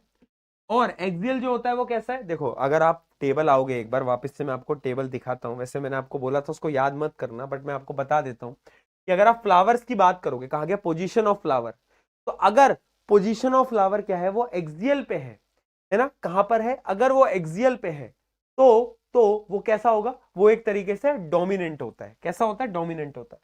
और अगर टर्मिनल पे होता है तो वो रिसेसिव होता है, ठीक है। अब एक बार वापस से क्वेश्चन पे आता हूं, देखो एक्सियल ए से रिप्रेजेंट कर रहा हूं और उसको क्रॉस पॉलिनेट करा है किसके साथ, अ pure plant having terminal flower, terminal वाला जो है वो कैसा है, रिसेसिव है। इन दोनों का जब मैंने क्रॉस कराया तो क्या आएगा, बड़ा ए छोटा ए, है ना। डोमिनेंट कौन सा है, एक्सियल वाला। तो in F1 generation plant with axial flower only were obtained, obvious सी बातें आएंगी, क्यों, क्योंकि एक्सियल जो है वो डोमिनेंट है। अब क्या बोल रहा है, जब उसको हमने F1 जनरेशन को क्रॉस पॉलिनेट करा, यानी इसको मैंने क्रॉस पॉलिनेट करा, तो क्या बोल रहा है, F2 generation is obtained, work out the pattern of inheritance in this case. अब चार कैसे बनेंगे, ए बड़ा ए छोटा है, बड़ा ए छोटा है, छोटा है छोटा है, यानी जो तीन होंगे वो तो एक्सियल होंगे और एक टर्मिनल होगा, ठीक है। What will be the ratio of the plant obtained in F2 generation, 3:1 होगा, तीन जो होंगे वो एक्सियल में होंगे, एक जो होगा वो टर्मिनल होगा। बताओ, सॉर्टेड है, सॉर्टेड है क्या? चलो बहुत बढ़िया। तो ऐसे क्वेश्चन ना आपको यहाँ पे ना बेटा बहुत बार देखने को मिलते हैं। ये करो भाई, a gene combination of purple flowered pea plant is denoted as WW। W का मतलब क्या है, बड़े W का मतलब क्या है कि जो पर्पल है वो डोमिनेंट है, and a white flower is छोटा w when these two plant are crossed in F1 generation. F1 generation में क्या होगा? F1 जनरेशन कुछ ऐसी दिखेगी और सारे के सारे प्लांट कैसे होंगे? पर्पल होंगे. List two observation made by Mendel in F1 generation. F1 generation में क्या होगा? F1 जनरेशन में ऑल प्लांट्स आर पर्पल. क्यों? क्योंकि जो डोमिनेंट रेट होता है वो पर्पल होता है, तो सारे के सारे जो प्लांट है ना भैया वो पर्पल आ गए. Give percentage of white flower in F2 generation. अब जब आप F2 जनरेशन में जाओगे तो F2 जनरेशन कैसी दिखेगी? कुछ ऐसी दिखेगी, है ना, जिसमें से कि 3 जो होंगे वो पर्पल होंगे और एक होगा व्हाइट. तो व्हाइट की जो परसेंटेज होगी, जो कि हमसे व्हाइट की परसेंटेज पूछ रहे हैं, वो होगी 25%, 25%. ठीक है. The ratio of the gene combination, अगर मैं जीन कॉम्बिनेशन के रेशियो की बात करूं तो वो कैसी है? 1:2:1. 1:2:1. Right one difference between dominant and recessive trait. वो तुम लिख सकते हो. डोमिनेंट ट्रेट जो होता है उसको कैपिटल लेटर से डिनोट करते हैं, रिसेसिव को स्मॉल लेटर से. डोमिनेंट वाला जो होता है वो, देखो एक चीज समझना, recessive character can only show it's character in homozygous condition. Homozygous condition यानी छोटा w, वो अपने कैरेक्टर को तभी शो कर सकता है ना. अगर उसे हेट्रोजाइगस कंडीशन मिल गई तो क्या कभी रिसेसिव ट्रेट अपने कैरेक्टर को शो करेगा? नहीं करेगा. तो ये भी एक डिफरेंस है कि रिसेसिव वाला जो है वो हमेशा होमोजाइगस में शो करता है, लेकिन जो डोमिनेंट है वो होमोजाइगस और हेट्रोजाइगस दोनों में शो होता है. बताओ कहने क्या बेटा? ओके, सॉर्टेड है सब. कोई और दिक्कत? कोई और सवाल? कहाँ गया ये? क्या आ गया? एक मिनट में, एक मिनट दो. हाँ, ये तो उसका आंसर है जो मैंने अभी आपको कराया. ये क्वेश्चन देखो, अगर अभी तक समझ आया तो एक बार चार्ट में पीके लिख दोगे ताकि मुझे समझ आ जाए.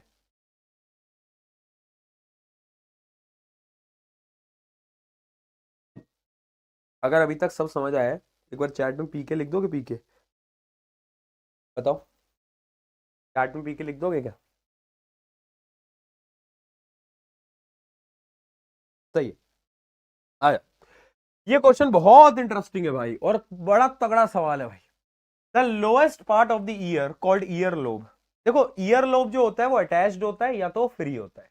ठीक है. तो हम क्या बोल रहे हैं? The gene of the free ear lobe. जो फ्री ईयर लोब है वो डोमिनेंट है. ठीक है. फ्री ईयर लोब वाला डोमिनेंट है. इसके ऊपर अटैच्ड ईयर लोब पे, तो अटैच्ड वाले को हम स्मॉल एफ से कर रहे हैं, फ्री ईयर लोब को हम बड़े वाले एफ से रिप्रेजेंट कर रहे हैं. ठीक है. अब क्वेश्चन देखो. A man with attached ear lobe, एक ऐसा मैन है जिसके जो ईयर लोब है वो अटैच्ड है, Mary's a women having free ear lobe. ठीक है. एक ऐसी वुमेन है जो कि फ्री ईयर लोब है. ठीक है. उनसे मैरी करता है.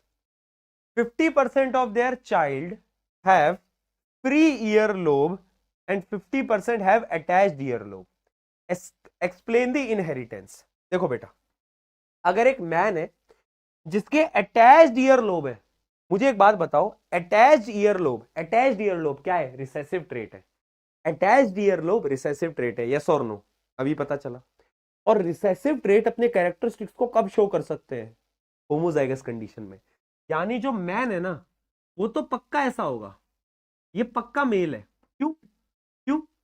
क्योंकि उसके ईयर लोब ना अटैच्ड है, और अटैच्ड वाला जो है वो रिसेसिव ट्रेट है, और रिसेसिव ट्रेट हमेशा इसी कंडीशन में शो हो सकता है. ठीक. अब जो फीमेल है वो फ्री है, उसका फ्री ईयर लोब है. तो फ्री ईयर लोब की दो कंडीशन है, या तो भैया वो ऐसा हो, है ना, इसमें भी फ्री है, या तो वो ऐसा हो, ऐसा, है ना. ये दो कंडीशन बनती है फीमेल की, ये दो, इनमें से कोई भी हो सकती है ना. अब हमें नहीं पता भैया कौन सी है, कैसे पता चलेगा? तो क्वेश्चन में एक और हिंट दी है कि जो उनका चाइल्ड आया ना, उन चाइल्ड में 50% तो फ्री ईयर लोब है, 50% अटैच्ड ईयर लोब है. तो हम क्या करते हैं, हम ट्राई करते हैं, रफ पेज निकालो और हम ट्राई करते हैं पहले इसके साथ फिर इसके साथ. ठीक है, तो आ जाओ।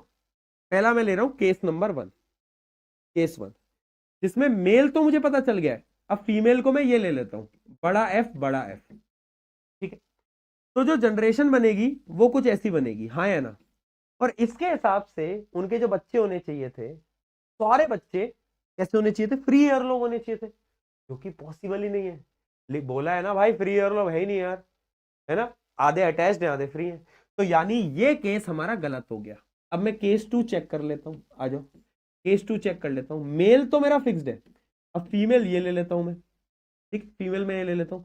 अब क्रॉस करो, पहले इसको इससे मल्टीप्लाई करो, बड़ा एफ छोटा एफ, फिर उससे छोटा एफ छोटा एफ, फिर बड़ा एफ छोटा एफ, फिर छोटा एफ छोटा एफ। ठीक, तो अगर आप ध्यान से देखो 4 केस बने, फ्री ईयरलोब, फ्री ईयरलोब, ठीक है, अटैच्ड ईयरलोब, अटैच्ड ईयरलोब, 50-50%। तो आपको ना इसमें यही बनाकर आना था, ये जो केस 2 वाली पूरी साइकिल है ना, आपको ये ड्रॉ करनी थी इस क्वेश्चन में। इसलिए मैं कह रहा था ये जो क्वेश्चन है, this is one of the most interesting question. Sorry. ठीक है, ये बहुत इंटरेस्टिंग है। तो आपको एक्सप्लेन द इनहेरिटेंस, यानी हमें क्या करना था, हमें वो जो पूरा कॉम्बिनेशन जो मैंने आपको बना के दिखाया ना, वही आपको एक्सप्लेन करना था। Right the gene combination of father and mother. तो हमने बता ही दिया कि जो फादर है वो तो ये है, और जो मदर है वो क्या है, वो ये है।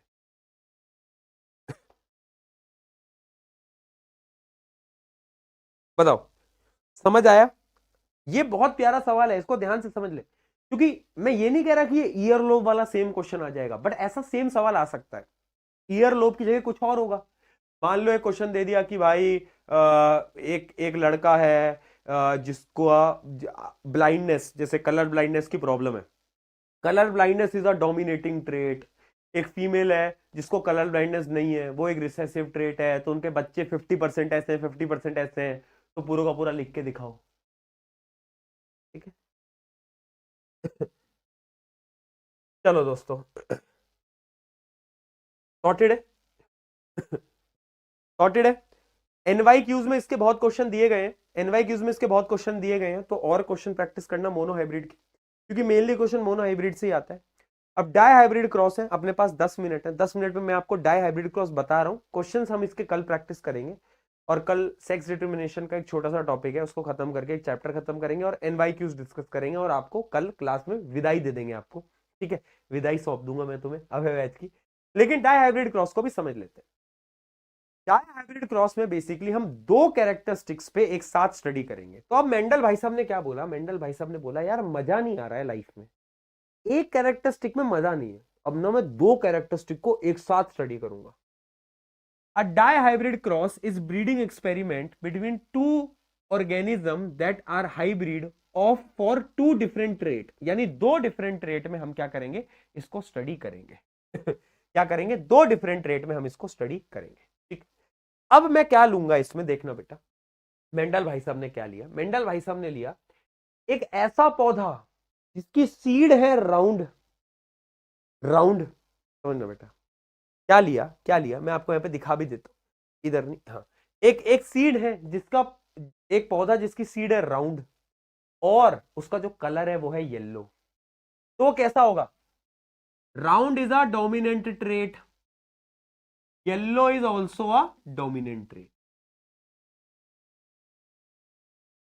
बहुत सारी किताबों में ऐसा लिखा है कि मेंडल भाई साहब ने राउंड और ग्रीन लिया, बात एक ही है, आंसर एक ही आना है, वो लोड नहीं लेनी तुम्हें, ठीक है, उसमें कंफ्यूज नहीं होना। राउंड और येलो, राउंड भी एक डोमिनेंट रेट है, येलो भी एक डोमिनेंट रेट है। ठीक है, या फिर छोड़ो यार, तुम्हारी किताब के हिसाब से पढ़ा लेता हूं, वरना रॉन्ग रॉन्ग रॉन्ग रॉन्ग लिखोगे। ठीक है, एक ऐसा पौधा लिया जो कि कैसा है, जो कि है राउंड प्लस ग्रीन। ठीक है, तो तुम्हें पता है राउंड तो है डोमिनेंट ट्रेट, लेकिन ग्रीन जो होता है वो होता है रिसेसिव ट्रेट। तो ये पौधा ऐसा दिखेगा। अब इसको क्रॉस कराया एक ऐसे पौधे के साथ जो कि है रिंकल्ड प्लस येलो। रिंकल्ड कैसा होगा, स्मॉल आर स्मॉल आर, और येलो होता है डोमिनेंट ट्रेट, तो बड़ा वाई बड़ा वाई। ठीक है, अब जब इनका क्रॉस मैं करूंगा ना, तो पता है क्या होगा, जब इन दोनों का मैं क्रॉस करूंगा, तो ये दोनों कैरेक्टरिस्टिक्स अलग अलग है, तो ये आपस में इंडिपेंडेंट है। यानी यानी यहां से एक आएगा, यहां से एक आएगा, यहां से एक आएगा, यहां से एक आएगा। ऐसा नहीं होगा ये जो राउंड वाला है ये इसको बोले कि ओए आज ना मैं अपने दोनों राउंड भेज देता हूं, है ना, मैं खुद दोनों आ जाता हूं तू मत आ, तू कल आना। ऐसा पॉसिबल नहीं है ऐसा पॉसिबल नहीं है। ये जो कैरेक्टरिस्टिक्स हैं ये आपस में इंडिपेंडेंट है, ठीक है। तो यहां से एक आर आएगा, यहां से एक वाई आएगा, यहां से एक स्मॉल आर आएगा, यहां से एक बड़ा वाई आएगा। अगर मैं इसको सही तरीके से लिखूं तो जो मेरी F1 जनरेशन होगी वो कैसी बनेगी, वो बनेगी बड़ा आर छोटा आर बड़ा वाई छोटा वाई। पहले मुझे बताओ F1 जनरेशन के जो पौधे होंगे वो कैसे दिखेंगे, जल्दी कैसे दिखेंगे।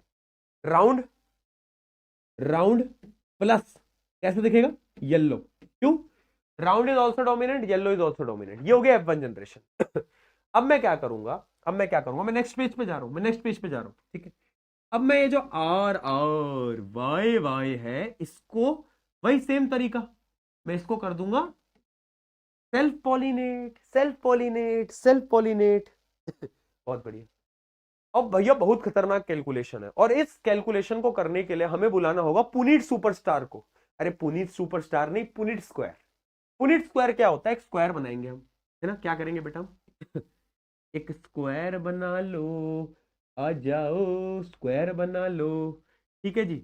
अब आप क्या करो, ऐसे इसको चार भाग में तोड़ दो, एक दो तीन, ऐसे इसको भी चार भाग में तोड़ दो, एक दो तीन, एक दो तीन और नीचे वाला चार, ठीक है, ठीक है जी। अब हम क्या करेंगे बेटा, अब हम क्या करेंगे, ध्यान से सुन लो। पुनीत स्क्वायर बन रहा है, पुनीत स्क्वायर बन रहा है बेटा, वेरी इंपॉर्टेंट। थोड़ी सी वो लाइनिंग वाइनिंग टेढ़ी मेढ़ी है, उसको इग्नोर करना अब देखो क्या तुम्हें लिखना है ना, अब तुम्हें क्या लिखना है। अब ये मल्टीप्लीकेशन करना टफ है, तो तुम पहले ना इसको ध्यान से देखो, ठीक है। आर वाई, इधर लिखो आर वाई, ठीक है। फिर आर को मल्टीप्लाई करो छोटे वाले वाई से, आर छोटा वाला वाई। फिर इस छोटे वाले आर को बड़े वाले वाई से, तो छोटा आर बड़ा वाई। फिर इस छोटे वाले आर को छोटे वाले वाई से, छोटा आर छोटा वाई। लिख लिया, क्या करा हमने, इसको ऐसे मल्टीप्लीकेशन में ऐसे ऐसे लिख लिया। अब इस सेम चीज को नीचे चेप दो, चेपना तो तुम्हें आता ही है ना। कॉपी पेस्टिंग में तो तुम बहुत बादशाह हो, एकदम बादशाह हो, बादशाह, ठीक है जी, बहुत बढ़िया बेटा अब जो हम करने वाले हैं, ये जो रॉन्ग लिख रहे हैं ना, अभी जब आंसर आएगा ना तो इनको ऐसा मारूंगा ना मैं। सुनो, अब जो हम करने वाले हैं वो मैथ से भी ज्यादा मुश्किल है। बायोलॉजी के अंदर मैथ्स, बायोलॉजी के अंदर बेटा मैथ्स आ गई है। देखो R Y R Y R Y R Y, इन दोनों को आप देखो इस बॉक्स में, इस बॉक्स में हम क्या करेंगे, इसको और इसको मल्टीप्लाई करके लिखेंगे, तो ये हो जाएगा आर आर। पेन बदल लेता हूं वरना तुम कंफ्यूज हो जाओगे, रुको रुको, ठीक है, एक बार पेन बदल लो बेटा। आर आर वाई वाई, ठीक है जी। अब इसको और इसको मल्टीप्लाई करके इसमें लिख दो, आर आर वाई छोटा वाई।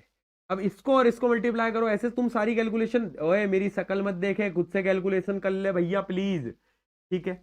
बड़ा आर छोटा आर बड़ा वाई छोटा वाई। अब इस बॉक्स के लिए इसको और इसको मल्टीप्लाई करो, बड़ा आर बड़ा वाई छोटा वाई। क्या बात है जी, और चलते हैं, बड़ा आर छोटा वाई छोटा वाई। क्या बात है जी, बड़ा आर छोटा आर बड़ा वाई छोटा वाई। और आ जाओ जी, और देखते हैं जी, और ये आएगा बड़ा आर छोटा वाई छोटा वाई। ठीक है जी, कुछ गलत करूं तो बता देना। बड़ा आर, अब देखो इसको और इसको मल्टीप्लाई करके यहाँ लिख रहा हूँ, बड़ा आर छोटा आर बड़ा वाई बड़ा वाई। क्या बात है जी, और आ जाओ, ये आएगा बड़ा आर छोटा आर बड़ा वाई छोटा वाई। वाह यार, बस यही करते रह जाएंगे जीवन भर हम, छोटा आर बड़ा वाई बड़ा वाई। गाना बन गया है दोस्तों, मजा आ रहा है नहीं आ रहा है मजा आ रहा है नहीं आ रहा है। चलो अब इधर आ जाओ, बड़ा आर छोटा वाई बड़ा वाई, एक मिनट, बड़ा वाई, बड़े वाले को पहले इज्जत दो यार, बड़ा वाई छोटा वाई, ठीक है जी। और आ जाओ दोस्तों, बड़ा आर छोटा वाई छोटा वाई। क्या बात है, छोटा आर बड़ा वाई छोटा वाई। और छोटा आर छोटा वाई छोटा वाई गाना बन गया है दोस्तों, मजा आ रहा है क्या मजा आ रहा है क्या ठीक है, तो ये हमारे 16 आउटपुट निकल के आए, 16 आउटपुट। इस पूरे स्क्वायर को हम बोलते हैं पुनीत सुपरस्टार, यानी इसको हम बोलते हैं पुनीत स्क्वायर। यह है पुनीत स्क्वायर। अब इस पुनीत स्क्वायर के माध्यम से हम ये देखते हैं कि एक्चुअली में जो हमारे बन के आए हैं वो कौन कौन से पौधे आए हैं। देखो, बड़ा आर बड़ा वाई, यानी पौधा कैसा होगा, राउंड और येलो। राउंड और येलो। आर वाई लिख लूं यहाँ पे, कोई दिक्कत, कोई परेशानी, कोई दुविधा? पेन बदलू? पेन दिख नहीं रहा है, कौन सा लगा दूं जो दिख जाए तुमको? ये लगा देता हूं यार, आर वाई, आर वाई। ठीक है, इसको देखो, ये भी आर वाई होगा, राउंड और येलो, क्योंकि वाई जो है वो डोमिनेंट है, येलो डोमिनेंट है। ये भी राउंड येलो होगा, ये भी राउंड येलो होगा भैया। चलो और देखते हैं, ये कैसा होगा, ये भी राउंड येलो होगा। लेकिन ये कैसा होगा, देखो स्मॉल वाई, राउंड तो होगा लेकिन ग्रीन होगा। ग्रीन क्यों होगा, क्योंकि स्मॉल वाई है तो ग्रीन हो गया। ठीक है, ये कैसा होगा, ये भी राउंड येलो होगा। ये कैसा होगा, ये होगा राउंड ग्रीन। क्यों, क्योंकि स्मॉल वाई है। इसको देखो, ये होगा राउंड येलो, ये भी होगा राउंड येलो। ये बताओ कैसा होगा, स्मॉल आर यानी रिंकल्ड और येलो। ठीक है, ये भी स्मॉल आर रिंकल्ड येलो। ठीक है, बहुत बढ़िया, आगे बढ़ते हैं, आगे बढ़ते हैं। राउंड येलो, ये कैसा होगा, ये होगा राउंड और ग्रीन। ठीक है, ये कैसा होगा, रिंकल्ड और येलो। और लास्ट वाला कैसा होगा, लास्ट वाला होगा wrinkled plus green, wrinkled plus green. तो ये हमारे 16 आउटपुट आ गए हैं। तो अब क्या है ना, अब आप गिनो, अब आप गिनो कि कितने राउंड येलो आए। अगर मैं गिनूंगा तो 1 2 3 4 5 6 7 8 9। तो 9 तो आ गए, यहां पर मैं लिख लेता हूं, 9 तो आ गए राउंड येलो। ठीक है, 9 तो आ गए राउंड येलो। ठीक है, अब आप गिनो कि कितने आए हैं आपके round green, round plus green. तो एक राउंड ग्रीन ये रहा, और कहां गया round green, round green, round green, एक मिनट रुको, एक राउंड ग्रीन ये रहा, दो, और एक राउंड ग्रीन ये रहा। तो 3 आ गए हैं आपके राउंड ग्रीन। अच्छा, आप देखो रिंकल्ड येलो कितने, wrinkled yellow, wrinkled yellow, wrinkled yellow, 1 2 3, है ना, 1 2 3। तो रिंकल्ड येलो भी आ गए हैं 3। अब आप देखो रिंकल्ड और ग्रीन कितने हैं, वो एक ही है लास्ट केस में, तो वो आ गया 1।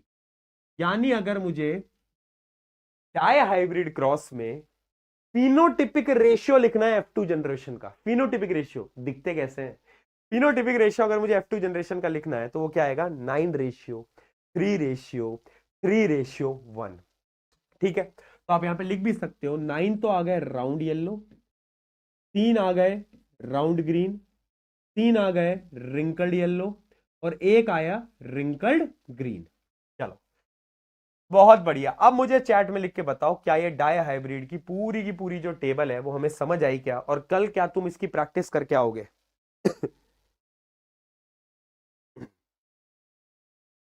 क्या कल तुम इसकी प्रैक्टिस करके आओगे क्या, बताओ जल्दी।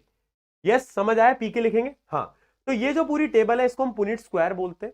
और डाई हाइब्रिड क्रॉस का जो रेशियो होता है वो होता है 9 ratio 3 ratio 3 ratio 1। That you should remember, ये बड़ा इंपॉर्टेंट पार्ट है इस चैप्टर का। ठीक है, ये रेशियो आपको याद रखना है। अच्छा, जीनोटिपिक रेशियो आपको याद करने की जरूरत नहीं, क्योंकि जीनोटिपिक रेशियो बहुत गंदा है। अगर आप देखोगे जीनोटिपिक रेशियो कुछ ऐसा है ये ये याद मत करो भाई, नहीं होगा याद। तुम बस फिनोटिपिक रेशियो याद कर लो, 9 रेशियो 3 रेशियो 3 रेशियो 1, और आपको पुनीत स्क्वायर बनाना आना चाहिए। ठीक है यहां पर कल कंटिन्यू करेंगे हम डाई हाइब्रिड क्रॉस के क्वेश्चंस, इनहेरिटेंस के लॉ, और सेक्स डिटर्मिनेशन। ठीक है, अच्छा, अब इस चीज को समझने से पहले मैं आपको एक चीज, एक क्वेश्चन मैं आपको देके जा रहा हूं। वो क्वेश्चन क्या है, वो क्वेश्चन क्या है कि हमने ना एक मोनो हाइब्रिड एक्सपेरिमेंट में F2 जनरेशन के अंदर, F2 जनरेशन के अंदर, F2 जनरेशन के अंदर समझना बेटा, in a monohybrid cross in F2 generation में जो हमारे डॉर्फ प्लांट है, जो हमारे डॉर्फ प्लांट है, उसका नंबर जो आया है, जो अमाउंट आया है, वो आया है 250। तो आपको ये बताना है कि F2 जनरेशन में प्योर टॉल, प्योर टॉल कितने प्लांट है, प्योर टॉल कितने प्लांट है। या तो तुम अभी बता सकते हो, ये आपका होमवर्क है एक तरीके से, आई गेस कर लोगे यार, बहुत इजी है।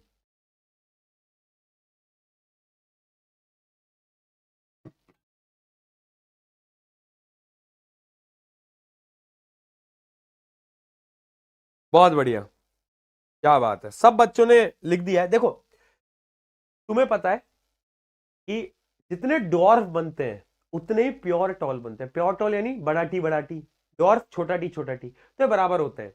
अगर 250 डॉर्फ बन रहे हैं तो प्योर टॉल भी 250 बनेंगे। अगर मैं आपसे पूछता टोटल टॉल कितने बनेंगे, प्योर छोड़ो टोटल, वो कितना होता? वो होता 750, क्योंकि तुम्हें रेशियो याद होगा, 75% टॉल, 25% शॉर्ट। तो अगर ये 250 है तो ये 750 होना ऑब्वियस सी बात है। चलो, अच्छा डाई हाइब्रिड के क्वेश्चन भी ले ही लो यार, क्योंकि कल फिर इनको डिस्कस ही करेंगे डायरेक्टली क्लास में आके। ये एक आपका होमवर्क है, कल डायरेक्टली इनसे हम स्टार्ट करेंगे ना, इन क्वेश्चन से हम स्टार्ट करेंगे। एक ये है और एक ये है। देखो डाई हाइब्रिड के ना ज्यादा क्वेश्चन बोर्ड में पूछे नहीं जाते, वेरी ऑनेस्टली, अगर मैं झूठ ना बोलूं, मैं डायरेक्टली बताऊं, dihybrid is not very important, monohybrid सबसे ज्यादा इंपॉर्टेंट है। और जो कल हम सेक्स डिटर्मिनेशन पढ़ेंगे उससे एक लॉजिकल क्वेश्चन आता है, वो लॉजिकल क्वेश्चन मैं तुम्हें बता दूंगा।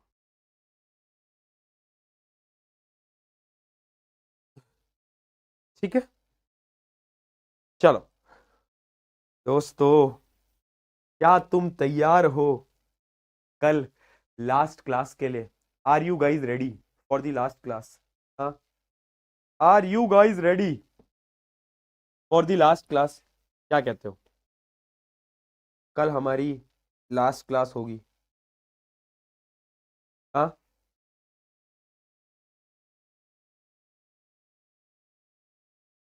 नो? क्यों नो?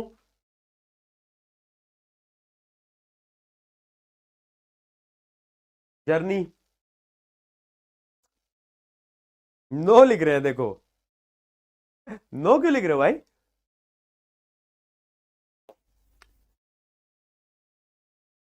फाइनली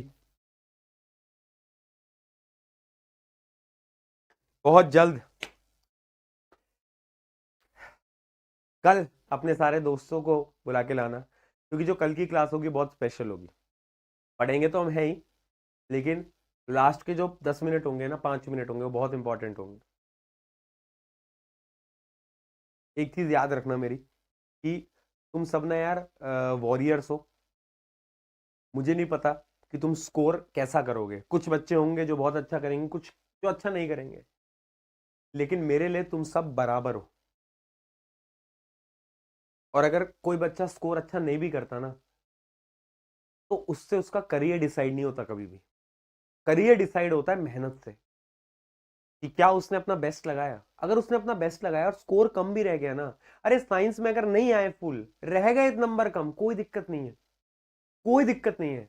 बट क्या तुमने अपना बेस्ट लगाया, मेरे लिए वो बहुत इंपॉर्टेंट है यार। और इस पूरी जर्नी में ना, मैंने शायद तुम्हें कभी ये चीज बोली भी नहीं कि अरे नहीं यार अब तो करना पड़ेगा, तू क्या कर रहा है, ये कर रहा है, वो कर रहा है। पता है क्यों? क्योंकि मुझे ऐसा लगता है कि उतना प्रेशर बनाने की जरूरत ही नहीं है ना, सोसाइटी का प्रेशर वैसे ही तुम पे बहुत है। आजकल पेरेंट्स का भी प्रेशर तुम्हें फील हो रहा होगा, पेपर आ गए हैं, बोर्ड एग्जाम आ गए हैं, प्री बोर्ड में नंबर अच्छे नहीं आए तो टीचर का प्रेशर। अब इतने प्रेशर में तुम सब आते हो ऑनलाइन क्लास में, और अगर मैं भी तुम्हें बोलने लगूं अरे नहीं तुझे करना है, तुझे पढ़ना है, तुझे ये है, तेरा वो है, अरे इतनी टेंशन नहीं लेनी, एक एग्जाम है, मुझे पता है अच्छा ही होगा, मेरे को पक्का पता है तेरा एग्जाम बहुत प्यारा होगा यार, मुझे पता है तेरी लाइफ का सबसे बेहतरीन एग्जाम होगा। और यहाँ लिखा भी हुआ है, this exam will be best exam of your life. मैंने बोला है बार बार, खुद से बोलना है तुम्हें, ये तो लाइन हर रोज बोलनी है, this exam will be best exam of my life. लेकिन इंपॉर्टेंट क्या है? ये एग्जाम इंपॉर्टेंट है? नहीं है। अरे नहीं है एग्जाम इंपॉर्टेंट, नहीं है। फिर क्या इंपॉर्टेंट है? ये जर्नी, ये मेहनत, ये शिद्दत, ये इंपॉर्टेंट। एग्जाम में 4 नंबर, 5 नंबर, 20 नंबर कम भी रह जाते हैं ना, तो लाइफ में ना तुम फिर भी हीरो ही बनोगे, ठीक है। बट ये जो जर्नी तुम्हारी चल रही है, ये जो स्ट्रगलिंग टाइम चल रहा है, जो हसल चल रहा है ना अभी के टाइम पे, जो तुम डेली सुबह उठ रहे हो, रात को लेट तक पढ़ रहे हो, दिस इज दी जर्नी। जब पास कर जाओगे 10th तो याद आएगा कि भैया यार, क्या रात रात भर पढ़ा करते थे, क्या अभय बैच की क्लासेस थी, क्या 8 बजे आप आते थे, 8:30 बजे आप आते थे, और क्लास में आप पढ़ाते थे, पीके हम लिखते थे, H2O हम लिखते थे। दिस जर्नी इज इम्पोर्टेंट मेरे दोस्त, दिस जर्नी इज इम्पोर्टेंट। इस जर्नी ने तुम्हारे एग्जाम्स तो तुम क्लियर कर ही लोगे, एग्जाम्स तो अच्छे मार्क्स ले आओगे, बट शायद इस जर्नी से तुमने लाइफ जीने का तरीका सीखा हो, शायद तुमने मेहनत करनी सीखी हो, शायद तुमने यहाँ पे खड़े हुए जो टीचर्स हैं जो कि दिल से पढ़ा रहे हैं ना, इनकी डिटर्मिनेशन देखकर तुम्हारे अंदर भी वो आग आई हो। ठीक है, this is just a journey, और ये पार्ट ऑफ लाइफ है, एक एग्जाम है। लोड नहीं लेना, टेंशन नहीं लेनी, बिल्कुल भी टेंशन नहीं लेनी यार, एक एग्जाम है यार। ठीक है, तेरा भाई यहाँ खड़ा है तो चिल कर, है ना, हर बार बोलता हूँ तेरा भाई है यहाँ पे तो चिल कर। जब तक मैं हूं ना यहाँ पर, तेरे को प्रॉब्लम, तेरे को सोचना भी नहीं पड़ रहा इतना कि यार भैया कैसे होगा कैसे नहीं होगा। भैया आपने बोल दिया साइंस का पेपर टफ आएगा, बट मैंने अगली लाइन ये भी तो बोली थी तेरा भाई है यहाँ पर, है ना, साइंस का पेपर टफ आएगा तो देख लेंगे, अरे देख लेंगे यार। ठीक है, टेंशन नहीं लेनी। See all tomorrow in the last lecture of away batch. मिलते हैं कल, शायद कल ऑन टाइम आऊंगा यार, कल ऑन टाइम आऊंगा पक्का। Love you.